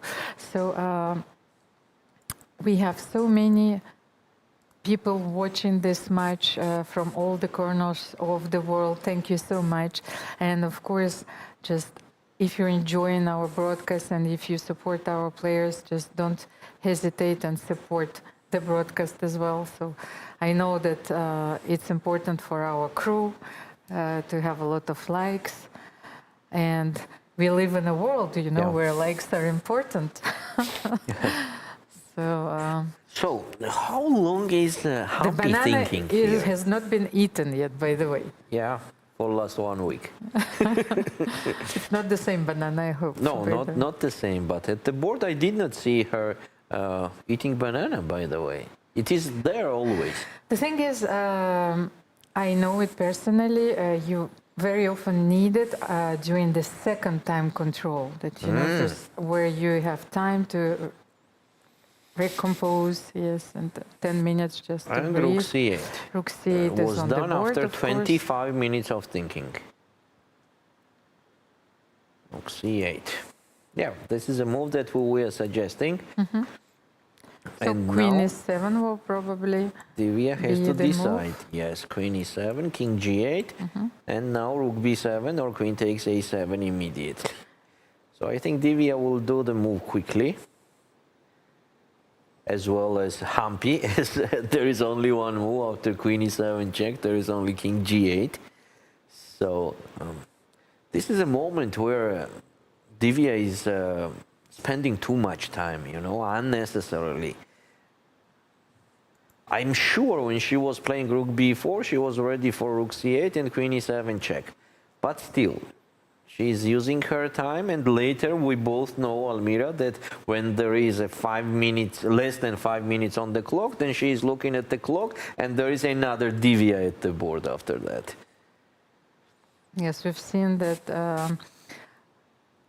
nerves are having such a consequences, yes, on the players during those moments. So they are doubting themselves. And as tired you are, more doubts you have. By the way, I was thinking, you know, if like I compared this tournament to a marathon run, and it is a chess marathon because the distance is so long. So I was thinking, I don't know, like I was running mostly 20 kilometers, but even during those days where I was training, you know that you have to be prepared to those moments where you hit the wall. Yes, and the marathon runners, they know that this wall may appear twice, you know, during this distance, very often on the 30th kilometer. So I was thinking maybe the semifinal was one of the first walls, you know, for Humpy, especially when she drew her 2 classical games and then had to go through a very grueling tiebreak, so where you need a lot of energy. And normally, like when you're running, when you're hitting the wall, I know how difficult it is also for chess when you experience this lack of energy, sudden lack of energy, and the brain fog, which can also impact your games, of course, your thought process. Yeah, that's true. And now the players are on the finish line. And she took on a7. Well, we are suggesting here rook h6, Yes, rook as I h6 remember. anyway. I think this is a very sound move for Humpy, unless she wants to include h4, h3. Yes, so because the queen is staying on this diagonal, maybe rook h6 is Maybe it's more time for white precise. to play here h4 to face rook g6 with g3. But then queen f3, threatening the maybe not perpetual yet. Is it a perpetual or not yet? Let's say you do something unusual and you play a4 here after queen f3. After queen f3. Oh no, I'm giving the pawn on Okay, let's play c3. queen d4 maybe. Yes, queen d4, so protecting the pawn So rook c3. takes And how g3. about rook g3? I think it's a perpetual, yes, because I will give the check Okay. from h3, and you cannot go to e2 because I will play rook e8, yes, and then you're losing the rook, or maybe you're not. Let's say king d1, queen f3, king d2. No, you're staying on d2 and d1, yes, Yeah. so it's still a draw. The same perpetual. But if you're not going on e2, then king f2.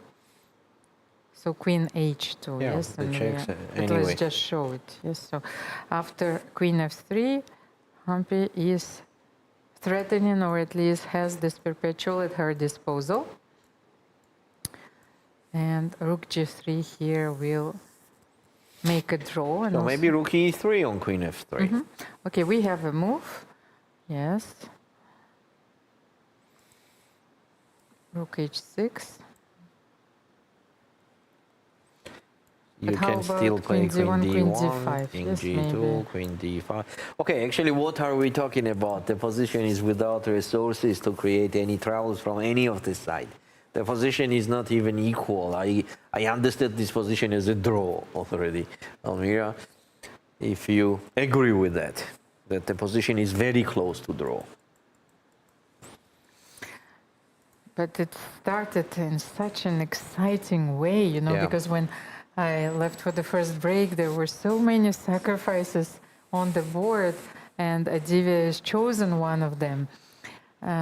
But as we know, in practical game, it's not easy, yes, to find the most precise continuation, to come up with the follow-up. Even the move when she played knight takes c4, we are considering bishop f3, if you remember. Yeah, it was kind of a stronger move than knight takes c4. But at the same time, you know, you have to find something concrete, you know, and we are... You want to. Yes, you want to. You want to, because maybe bishop f3 was more of a quiet move, putting a lot of pressure on black, but after playing bishop a3, you're sort of obliged, yes, to yourself, to the game, to the audience, to the moment. You're obliged to find something forced, a beautiful sacrifice where you want to clinch the victory. But things do not overgo, you know, that way. 7 minutes on the clock. When it will be less than 5 minutes, we can easily see that Divya will be different player. So she has to take care about that. Does not matter what options she has, you know. Okay, mostly in this position there will be, of course, thousands and options, but all of them will be almost the same.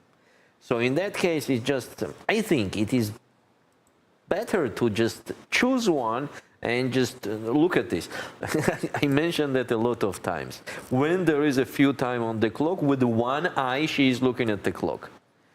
In that case, it is impossible to fully focus on the position of what you have on the board. And she does not feel comfortable. She does not look comfortable. Yes, Of Divya course, is she looking understands. nervous. Yes, she understands that she could have much more than she got.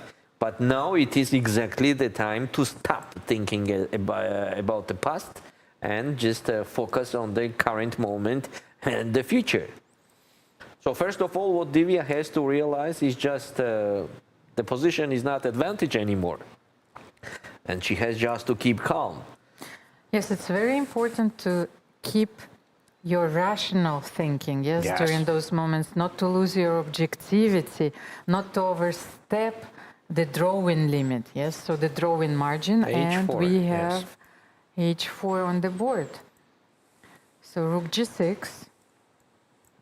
Actually, last few moves, they are doing what we are suggesting. That's not happening often. I'm glad that that we are getting stronger and stronger We are with every getting round. in the end, yes, yes, we are just like so we'll super be strong. ready, yes, for my European Club Cup. Humpy Koneru was instrumental so many times in our victories, when she played for And when is that Deshmukh Club de Cup? Monte Carlo. This year is going to be organized in October, traditionally. End of October. Yes. Starting from the 17th, 18th of October, it's going to be organized. Yeah, because we have European Yes. team championship, and it has to be right after that. it, Yes. yes, so on Rhodos Island. Nice place. And Very yes, nice. a lot of players will go to the European Club Cup right after the European Team Championship, which is going to be organized in Batumi. Again. Batumi, a place to be. So I hope you will be there. I'm not so sure, because the last time that I played for France, it was actually in 2019 in Batumi for the Team So you have Championship. to repeat. The only time will tell. Okay, so this is what we are thinking, Rook G6. Actually, when the black has the Rook on H6, of course, I think it is better to move it on G6. It is a better piece on G6. And the thing is, after Rook G6, G3 is the only move. Yes. So it has to come to that. And after Queen F3, maybe Divya wants to play Queen E3, not Rook E3, which probably allows Queen D1, but maybe Queen E3, because maybe she's hoping to keep her passed pawn, A pawn, and what to win a about pawn. capture it? Rook takes and D5. D5, yes, protecting on C4, so maybe Rook E7. Rook this. Rook. Maybe you can play D4 here, do you think? Right away, right? And C3, I don't let's know. Go. It's a very straightforward Let's go, line, let's and go, C3, yes. I like it. Because, of course, if I will manage to double my rooks on the 7th rank and then Rook D7, Yes, maybe I will be it will be able to win unpleasant, some. yeah. What can I do here? I have to go Rook E1 back. Then C2. But C2, Rook C1, and then Rook Yes, B2. yes. No. Maybe Rook A6 first to attack that pawn. It's not giving So you. you're not allowing me Rook B2 here. So you have to play A4. Yes. And then maybe even the Rook A8 with a straight draw. So if I play Rook A1, you're Then going to C2. use the C pawn as a decoy. And then take on A4. So Rook C4, to take on A4, take on A4, And take take on again, D4. take on C2, take on D4. But it's an interesting try, I think. So black has to play D4 in this position. Yes, it's very Yes, very straight, and clear. straightforward. Yes. But first of all, Humpy is thinking in this position about So Rook Rook G6. G6 Maybe is- she wants to put Rook F6. Why not? Yeah. Why not the Rook on F6 actually? It just seems to me absolutely natural. Well, I thought that rook g6 was absolutely natural, just a threatening mate, and rook No, g6 if is... not rook g6. Yes, I and meant rook that. g6, g3 is Yes, we on have the it on board, the of board. course. I wonder how accurate is this phase of the game, but I think that both players have found the strongest continuations here. And time we have less and less on each move. Now it is move 24th, g3. Divya has 6.5 minutes on the clock, and Humpy has 13 minutes. And queen f3 is on the board. Here we are. What's going on with us today? We It's are a on fire, 1-to-1. yes, we are on fire. 1-to-1. So the pawn on c3 is attacked, and rook g3 is a threat, you know, which will bring Humpy a draw with the black pieces. Not a bad result at all Of course, from this game. in such a short match, and as we know, she was playing very well with the white pieces. She's constantly posing problems to her opponents. The only opponent who had Humpy on the ropes with the black pieces, like in the classical game, it was Claudia Coulon. Yes. With a Yes. very unusual opening, by the way. Yes. If you haven't seen this game, please review it. And I think that you will enjoy Claudia's opening strategy. Yes. So here Divya is thinking again. Rook g3 is just a perpetual check. On the same time, c3 pawn is hanging. So on queen d4, one more time, dear chess friends, it's just a perpetual with taking on g3. King f1, queen h3. The king could not pass on e file well because the rook enters there. And if the king plays on f2, then just queen h2, king f3, queen h3. But let's try rook e3 once again, because we had a look at this line, but for a short moment. And if queen d1, I thought let's try king h2. Yes, queen on king g2, we always had queen d5, but how about king h2? Because the Rook f6. queen on a7 protects, yes? Yeah, rook f6. Rook Now we can f6. switch to f6. Then queen d2 also possible later if you give me the chance. And d5, d4 is also coming. I think black is absolutely okay. Yes. Yeah. Okay, rook b2 here, protecting on f2, of course. I don't want to get mated. And you want to play d5 here? For example.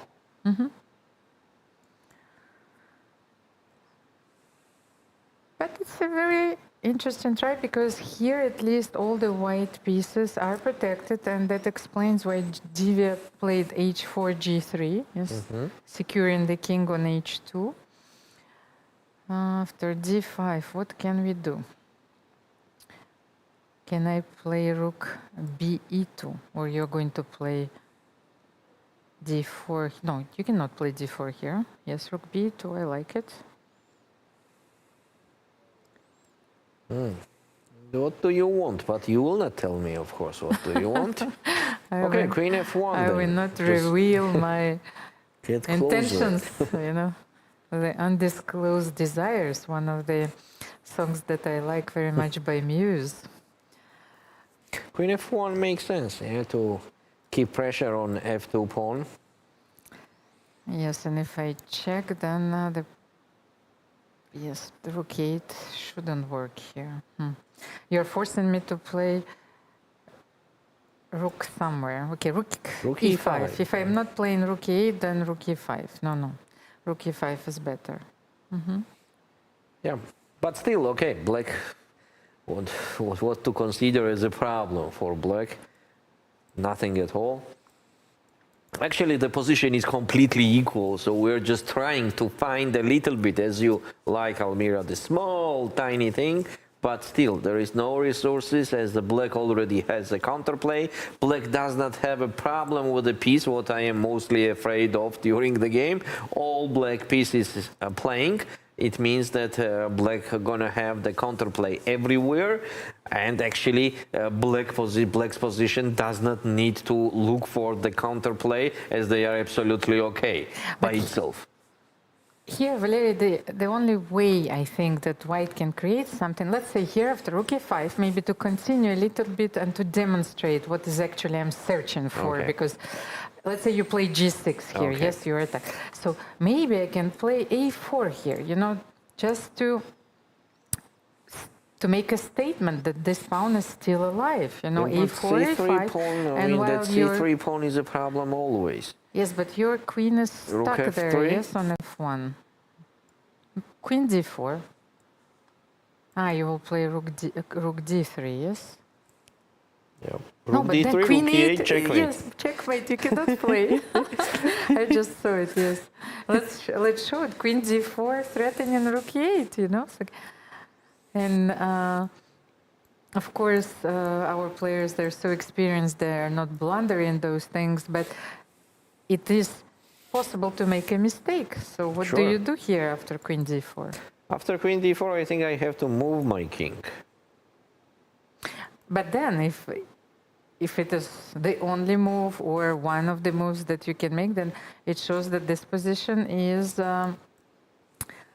far from being equal, at least, because white is still creating something. Can I play a5? Just push my pawn once again. And No, we I- have rook e3. So I think that Divya decided to take this chance. Let's see. Yes, but here you have to pay your attention on rook c6, rook f6 maneuver. Also makes sense. Okay, let's see. Oh no, she goes king g2. Okay, let's stay and watch the board very closely, because if Humpy plays queen d5 and Divya goes king g1, we are going to see the repetition. And Divya is down to 1 minute 40 45, seconds. yes. 13 minutes against 1 minute 46 seconds. Because Divya can still play king h2 after queen d5, and we are going to have this line, but with the king, the queen on d5. Yes.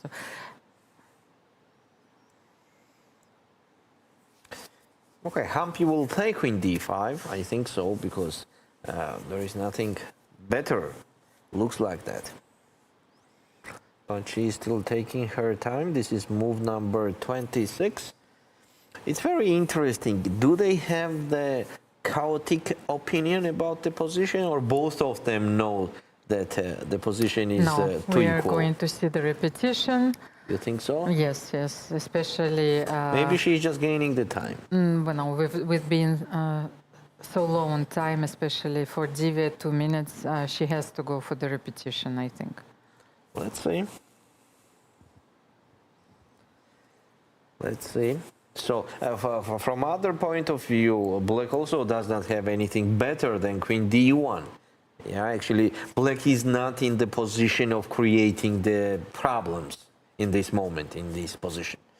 So, I don't think that Humpy will create something unusual here and continue fighting there, because still Black is the one who has to be careful. And why? Because the white has the passed pawn already on the board. So if I can take that pawn away from a2 and just put on a5, the position will be different, absolutely different. So let's see. Humpy understands that Divya is repeating the moves. And it's a very important psychological moment. It's where you understand that your opponent is ready, yes, to take a draw. So is there something that I can create here? Is there a tactical idea? But we failed to find one, yes, for Black. Yes, where to attack, where to create. There is nothing like that on the board. No resources. No resources. So maybe it is a moment where Humpy is thinking that to do the move and offer the draw, or do something else. But she has to be okay with draw, yeah, with black pieces. Why not? why not? Such a short match. It's a very classical way to approach, yes, And here we are. the Here game with we the are black then, pieces. That repetition, yeah. first you need to equalize. Yes, maybe you surprise your opponent, but you have to equalize first with the black pieces. And this game was always, at least for the last 10 moves, is within the drawing Yes. margin. When Humpy survived such a scare. Yeah, that's true, that's true. And here we are. Last move, Queen D5 is the last move to do the draw. And definitely Humpy also will agree with that. So let's see.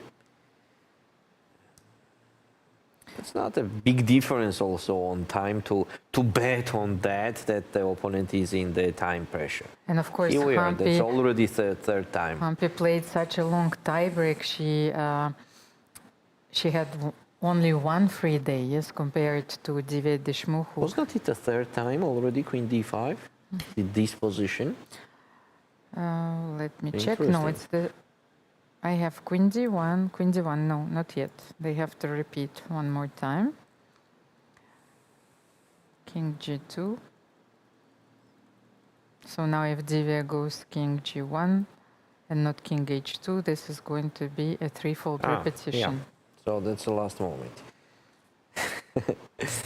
And looking at the clock. But this is such a moment once again for Indian chess, because Humpy is a monument. It's like she's like Vishanand, yes, because a live legend. Yes, a live legend. I think that every girl who started to play chess in India was looking up to Humpy. Yes, she inspired so many generations, and she's still competing at the top level.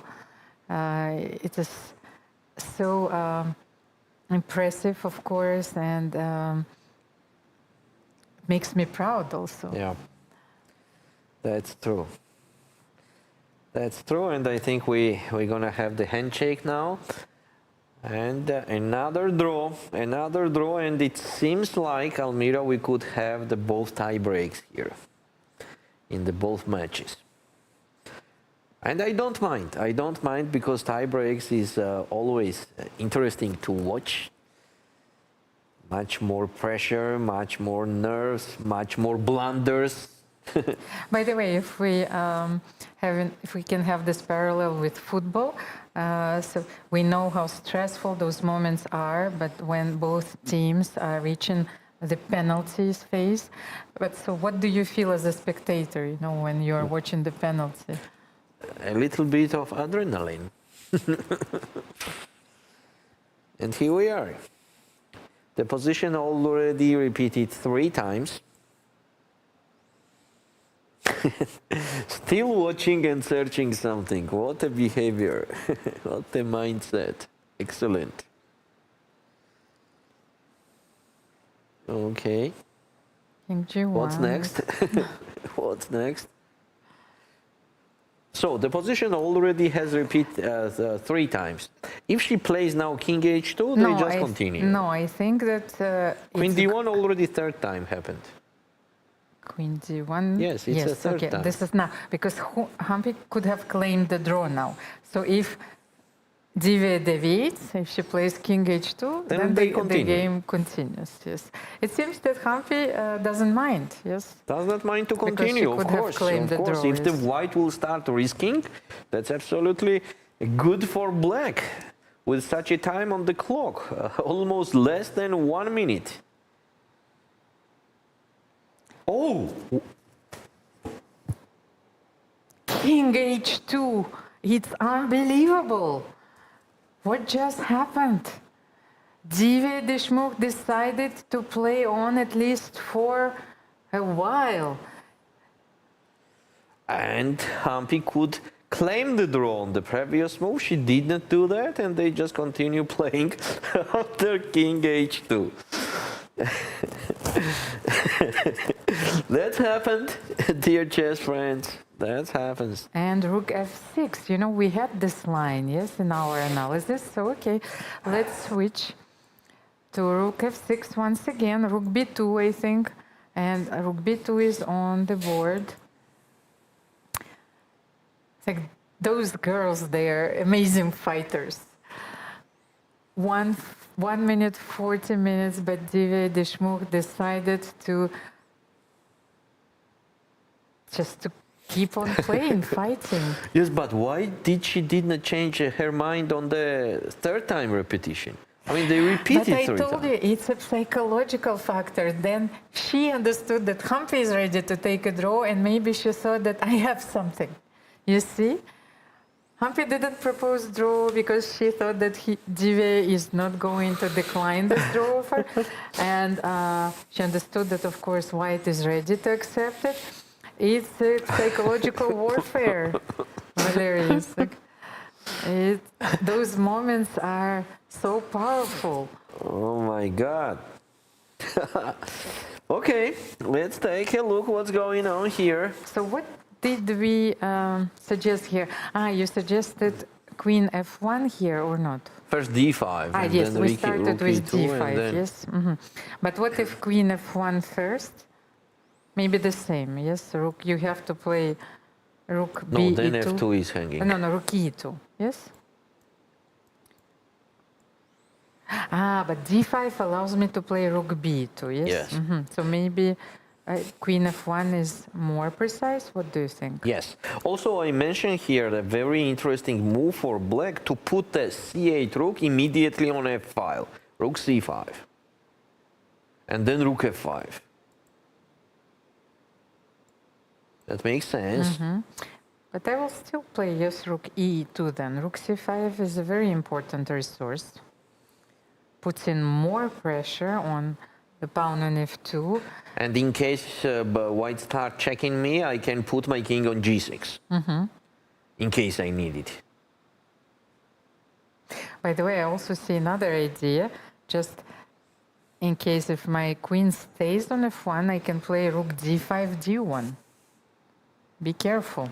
Yep. Let's say if you do something, let's say you will play Rook E2 here. Then let me try and play Queen F1. But then you can play Queen B7. Yes, you can't allow Rook Yeah, there is Queen D5. B7. Yes. Then Rook But still F5. Rook Rook F5. F5. Yes, and then Queen G2. Yes, so you're getting rid of my queen on F1. But it's a very interesting construction. Yes, Rook F5, Rook F6. And this queen is very annoying on the first rank. So let's say I'm going Queen C1 here, you will play Rook C2. Yes, Rook B C2. And Then if Queen A1. No? Yes, Queen A1, but then if Okay. I play Queen G1 here, I'm trapping your queen. Let's show it. Queen A1, Queen G1. I'm trapping your queen with the queen. You just trapped I it. Okay. blackmail you. But still, right? That endgame also, if you could not push that A pawn, then after Rook A5, it's not any danger for black. So, Humpy is still thinking, right? Well, she needs to adjust herself to another reality, and I think that this move, King H2, came as a shock, Valerie, because you're ready to make a draw, and then your young opponent makes this move, King H2. It's like those kids, they don't respect anything nowadays, by the way, Valerie. Anyone. Like, what is happening? In a completely equal position, Yes, just imagine, it's with the true. 1 minute on the clock. Yes, and Humpy is thinking, okay, what is Queen going F1. on? How about Did Queen Queen F1, F1 Rook E2? immediately. Okay, those moves are almost forced. And how many moves do we have till the time control? It's move 30. 32. 32. So 9 more more moves. moves for Humpy. For and- white, 9 moves for black. Still Rook C5, huh? Because there was something I didn't really like about D5. Maybe D5 is, It gives you Queen D4. yes, it gives, at the same time you can't activate your second rook. Yes, so I like this move, Rook C5. And Rook of C5 course, Rook important C5 I'm shuts completely... down the queen from A7. Yeah. I'm completely sure Humpy is thinking also maybe somehow to trick the opponent in the time trouble. She's not fighting for draw. She understands everything very well in this position, that she does not have any troubles. By the And way, maybe she even wants to punish the opponent. Valeria, you know me. I have another continuation. Please. Rook c5. Please, So queen b7. And please. so you know me, yes?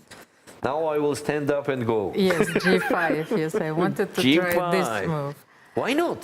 Yes, Yeah. but your Why not? rooks are very active. Divya's rooks are paralyzed And for she the moment. did rook c5.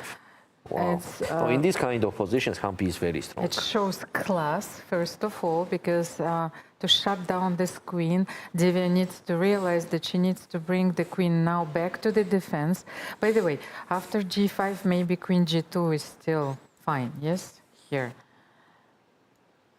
But let me show you the line that I calculated. This is queen g2, you take.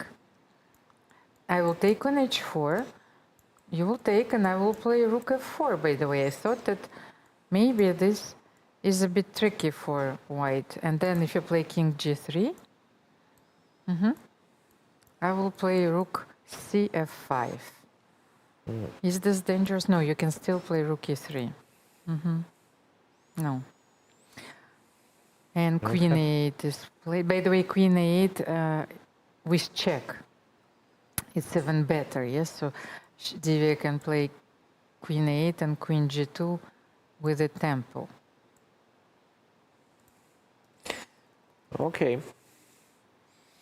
So you are saying queen g2 here. Yes, just to be on the safe side of things.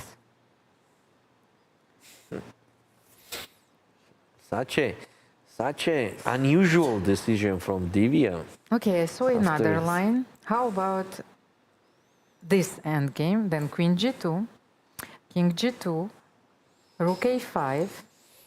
Yes, so I want to switch to another plan. Let's say you play, I didn't know if I should start with d5 or not, but let's say rook b4, attacking the pawn, then d5, and then I will bring my rook to a6. But probably you can play here a4, and if I play rook a6, you will play rook a2. Yes? Yeah. And this is fine, yes, for both sides, of course.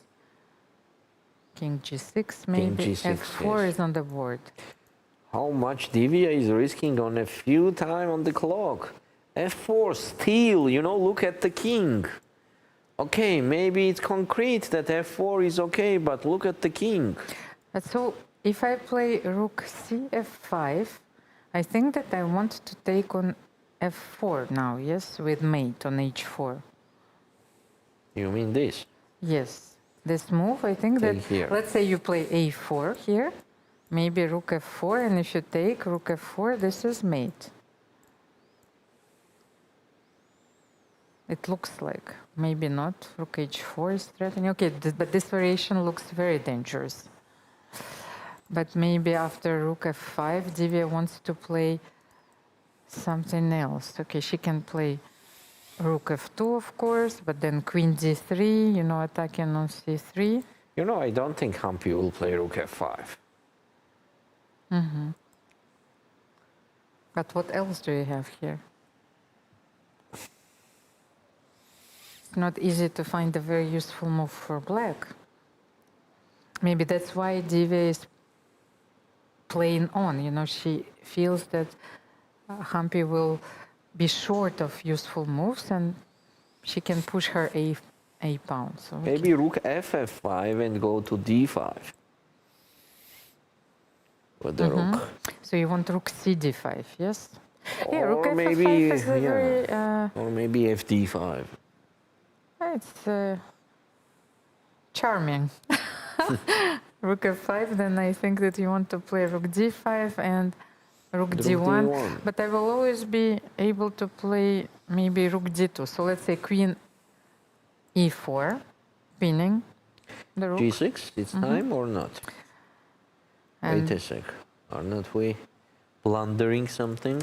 Maybe not for the moment, but like, Queen e8 and rook b8 will be super dangerous. you mean here? Yeah. Okay, but let's make the move g6 on the board and queen e8 with the idea of bringing the rook to... Yeah. So in 2 moves, we managed to lose this position. Yes, no? Okay. I So think no that rook g6. c5 is a better move. Instead of Rook ff5. I No, want to after- threaten rook f4. after queen e4, I'm not forced to play g6, right? No, and we have a And move. what do we have? d5. But now the rook c5 is completely out of play. Maybe Divya was right, okay, to play f4. Maybe now she can regroup, but how to make it work? So if we play a move, something like queen e8, what do you do? I want to play rook b8. But then you're going to g6, yes, anyway. Yep.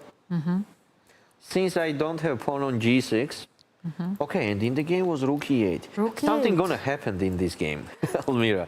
It will not end up with peace. But we know that the king can find shelter on g6. And maybe on g4. Exactly. So after queen, where can we go with our queen, by the way? By the way, Humpy also has another resource here, is to play rook e6, by the way. What do you do? Rook e6 makes sense. I'm probably forcing you to take on e6, and if I'm not losing the rook on c5, we are Okay, fine. now I will continue your idea. Then what about rook b5 instead of rook e6? Rook b5 with tempo. Oh, okay, but let's show first rook e6 on the board. I did it already. But rook b5, what do you want to make a draw? Yes, of course. Okay, just a perpetual rook b5. Yeah, with tempo. And you don't have a choice, actually, huh? No, maybe I can play... course. You want to play rook Rook b1. b1. Okay, rook g2, rook b1 is winning immediately. Okay, let's just show it, of course. So, Yeah, on rook g2 there will be rook b1. okay, so rook b5 here forces a draw with a perpetual check. Humpy is down to her 3 minutes, but I think that if you know the motive now, Yeah, it's it easy to forces. spot, of course. So, you want queen f2, yes and no. Yeah. Okay, maybe now I can play rook Go back. e2. Then rook e6. But then my idea maybe works because your rooks are overloaded. Both rooks gonna be attacked, both rooks of white. And Nice. one of the rook is coming to the first rank. That's nice. Okay, let's see if... actually, I think that she has to play rook b5. As again, the black is the side who is equalizing, right? So that's why rook b5 makes sense to do the draw immediately with the perpetual check. And Humpy is almost ready to do the move. Is it rook b5 or it is rook e6? It is rook b5. She's very strong in these kind of positions, you know, the technical positions where it's a little bit worse or problems and she has to defend something, then she's just amazing. Rook b5, yeah. That's it. And, or maybe Divya will create again something. like what? Like queen a3? No, queen a3 is losing. So physically, what is the move that the white can do? Does Okay, not I've seem to me seen anything. something. Let's say I will play rook h8. Just Okay, king in g6. case, so the king is going to be on g6 and I can check you. And let's say I will play rook d2 here. Oh my god. And by the way, Divya goes Oh my for God, rook don't h8. tell me that, please. Yes, and after rook d2, I think that you cannot play rook b1 because d5 pawn is hanging. I can yeah? take on d5. Yes. Protecting the mate, rook so b1, queen taking- g1, but maybe you have the perpetual still, and queen f1, let's say, queen g2, and how should we continue here? Okay, if I want draw, I can take on g2 and rook c1. And we have a move. No, rook b5. takes b5. Okay, now it will be a perpetual check. Now it will be a perpetual check. Wait a sec. Then why did she do rook h8 check? Isn't it some rook e8 extra, rook e6 extra resources? Or not? No, but queen f2, queen f1 is very simple. To play to win. No, but after rook e2, I can come back. So, for example, Rook b2, first of all, is a draw, but maybe there is something else. Just let's okay, watch we have this what we game, have. of course. The game is to the end. Now Divya could not change anything. Now maybe it's time for Humpy to change them. What's wrong with her? What's wrong with her? Who is that?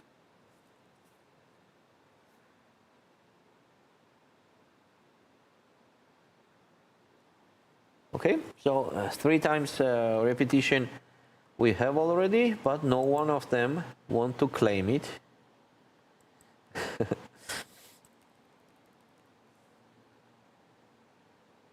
And it's a draw. What if a game, Valery? Yep. It seems that Divya is still thinking about the middle game, because I think that she's still processing what happened after the sacrifice, and she's still not sure if there was a win or not. You know? It's like, of course, computers will help her to find the answers, but during the game there is no oracle, you know, to tell you all those wonderful things. So the Batumi's oracle is not here, and the fate of the players is in their hands, is in their minds, of course. Yes, it is. So today we have 2 draws. First of all, between Divya Deshmukh against Humpy Koneru, and in the match for the 3rd place between Tan Jong-gi and Lei Tinji. Tomorrow, Humpy Koneru and Lei Tinji will have the white pieces. But we are not done yet. It's not a wrap, because I think that we are waiting for an interview. Yes, as usual, the first impressions, a few questions which are going to be asked by Michael. I think he made his debut in this studio today, and he enjoyed it very much. So, Valery, I had something, because actually I've looked at the results, and you know, in the match for the 3rd place, Lei Tinji has played her first tiebreak against Humpy Koneru, but Tan Jong-gi, she hasn't played a single tiebreak in this event.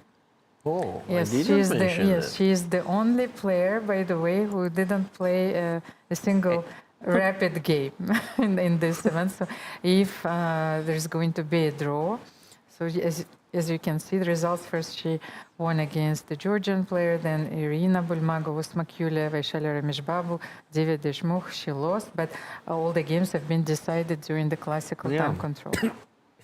Okay, Michael, to you. The first game of the final between Humpy and Divya has just finished. A very exciting game, and we're live now with Humpy. I'm going to get her thoughts on the game. Humpy, first of all, congratulations on the draw, on the performance. I have a few questions because the game was very exciting. First of all, it seemed to me from the outside that you dodged a bullet today. Would you agree on that assessment? Sorry? You dodged the bullet. You overcame a very complicated situation. Right. Would you agree? Yeah, I agree. I think she was better after rook b1 instead of knight c4, because rook b1 castle, bishop d6, cd6, rook b5, bishop f3, queen f3, and any knight move, white goes knight c6, and trickily rook is coming to b7 because of knight e7 check in many positions, and it's clearly a better position for white. And this sacrifice, I'm not sure, but she had one move like queen e2 instead of bishop b7, which I felt is very important, and I had to play bishop c6 by force, because knight c6 is like d5, knight a5, queen e7, and bishop b4, knight gets trapped. So bishop c6, maybe rook b1. I'm not sure what was going on there exactly. Like rook b1 was one of the possibilities to play, and it's quite a complex game. Humpy, your calculations are spot on. I can confirm that because we were following the game with the help of the computer. It's unbelievably impressive that you can come out and give those lines without any help. My second question is a very specific moment of the game. We were surprised that you played king f8, allowing the pin, instead of king d8. And I wanted to get your thoughts so that the viewers can see the game on the board. Why not king d8? Is there something you saw there that you didn't like? No, I felt king d8. I don't remember exactly, but I felt this was the wrong move. Okay. It was over more the board. intuition then. Yeah, right. Okay. Yeah. We were using the engine, of course, and we found out it was the correct move. But of course, King d8 is the correct move? yes. But of course, we have the hindsight. You see it afterwards. In any case, it was very exciting that moment, and we were very impressed by your very fast h5. Did you think that after h5 you were out of the danger? Yeah, I'm out of the danger. Okay, so that must have been a relief for you then. Yeah. Okay. I had a question about the opening. You don't normally play the Queen's Gambit accepted. You have played it in your career, of course, many times. But I was impressed by Divya's preparation for this game, taking into account that you don't normally play the Queen's Gambit. So do you have any explanation for that, or you just think that she was very well prepared in all the different lines? Oh, I think she just prepared on my game, which I played earlier, and I just misplayed in the opening, and she got a big advantage. Yeah. Okay. And my final question, and so you can have some rest for tomorrow's second game. Were you surprised that she played King H2 so low on time, avoiding the threefold draw? And in fact, she nearly lost on time. Okay, it was not also too risky. Like it was quite okay. Because you always have this queen b7 or rook b8 coming to defend the king, so it was not risky as well. Even so, I was in the room and I actually saw that the last move, she was left with 1 second. I mean, if she fumbles with the rook, she's going to lose on time there. That is a bit risky, is it? Yeah, of course. Okay. Humpy, thanks for staying with us, and we'll leave Humpy because she has quite a few fans that are waiting for her over there to share your thoughts and have some photos. Thank you, Humpy. Thank you. Thank you, Michael. And what a delight, Valerie. Yes, we have this unique chance to hear her thoughts and the way she saw the game, calculated very well, by the way, Humpy Koneru. So kudos to both players. It was a thrilling fight. But at the end, we have 2 draws, ladies and gentlemen. So thank you so much for watching. Tomorrow, the second game will start at the same time, of course, 3 p.m. Batumi time. We are going to cover it in depth. And after we close this broadcast, we will have a small video showing the highlights of today's round. Thank you so much and see you tomorrow. Bye.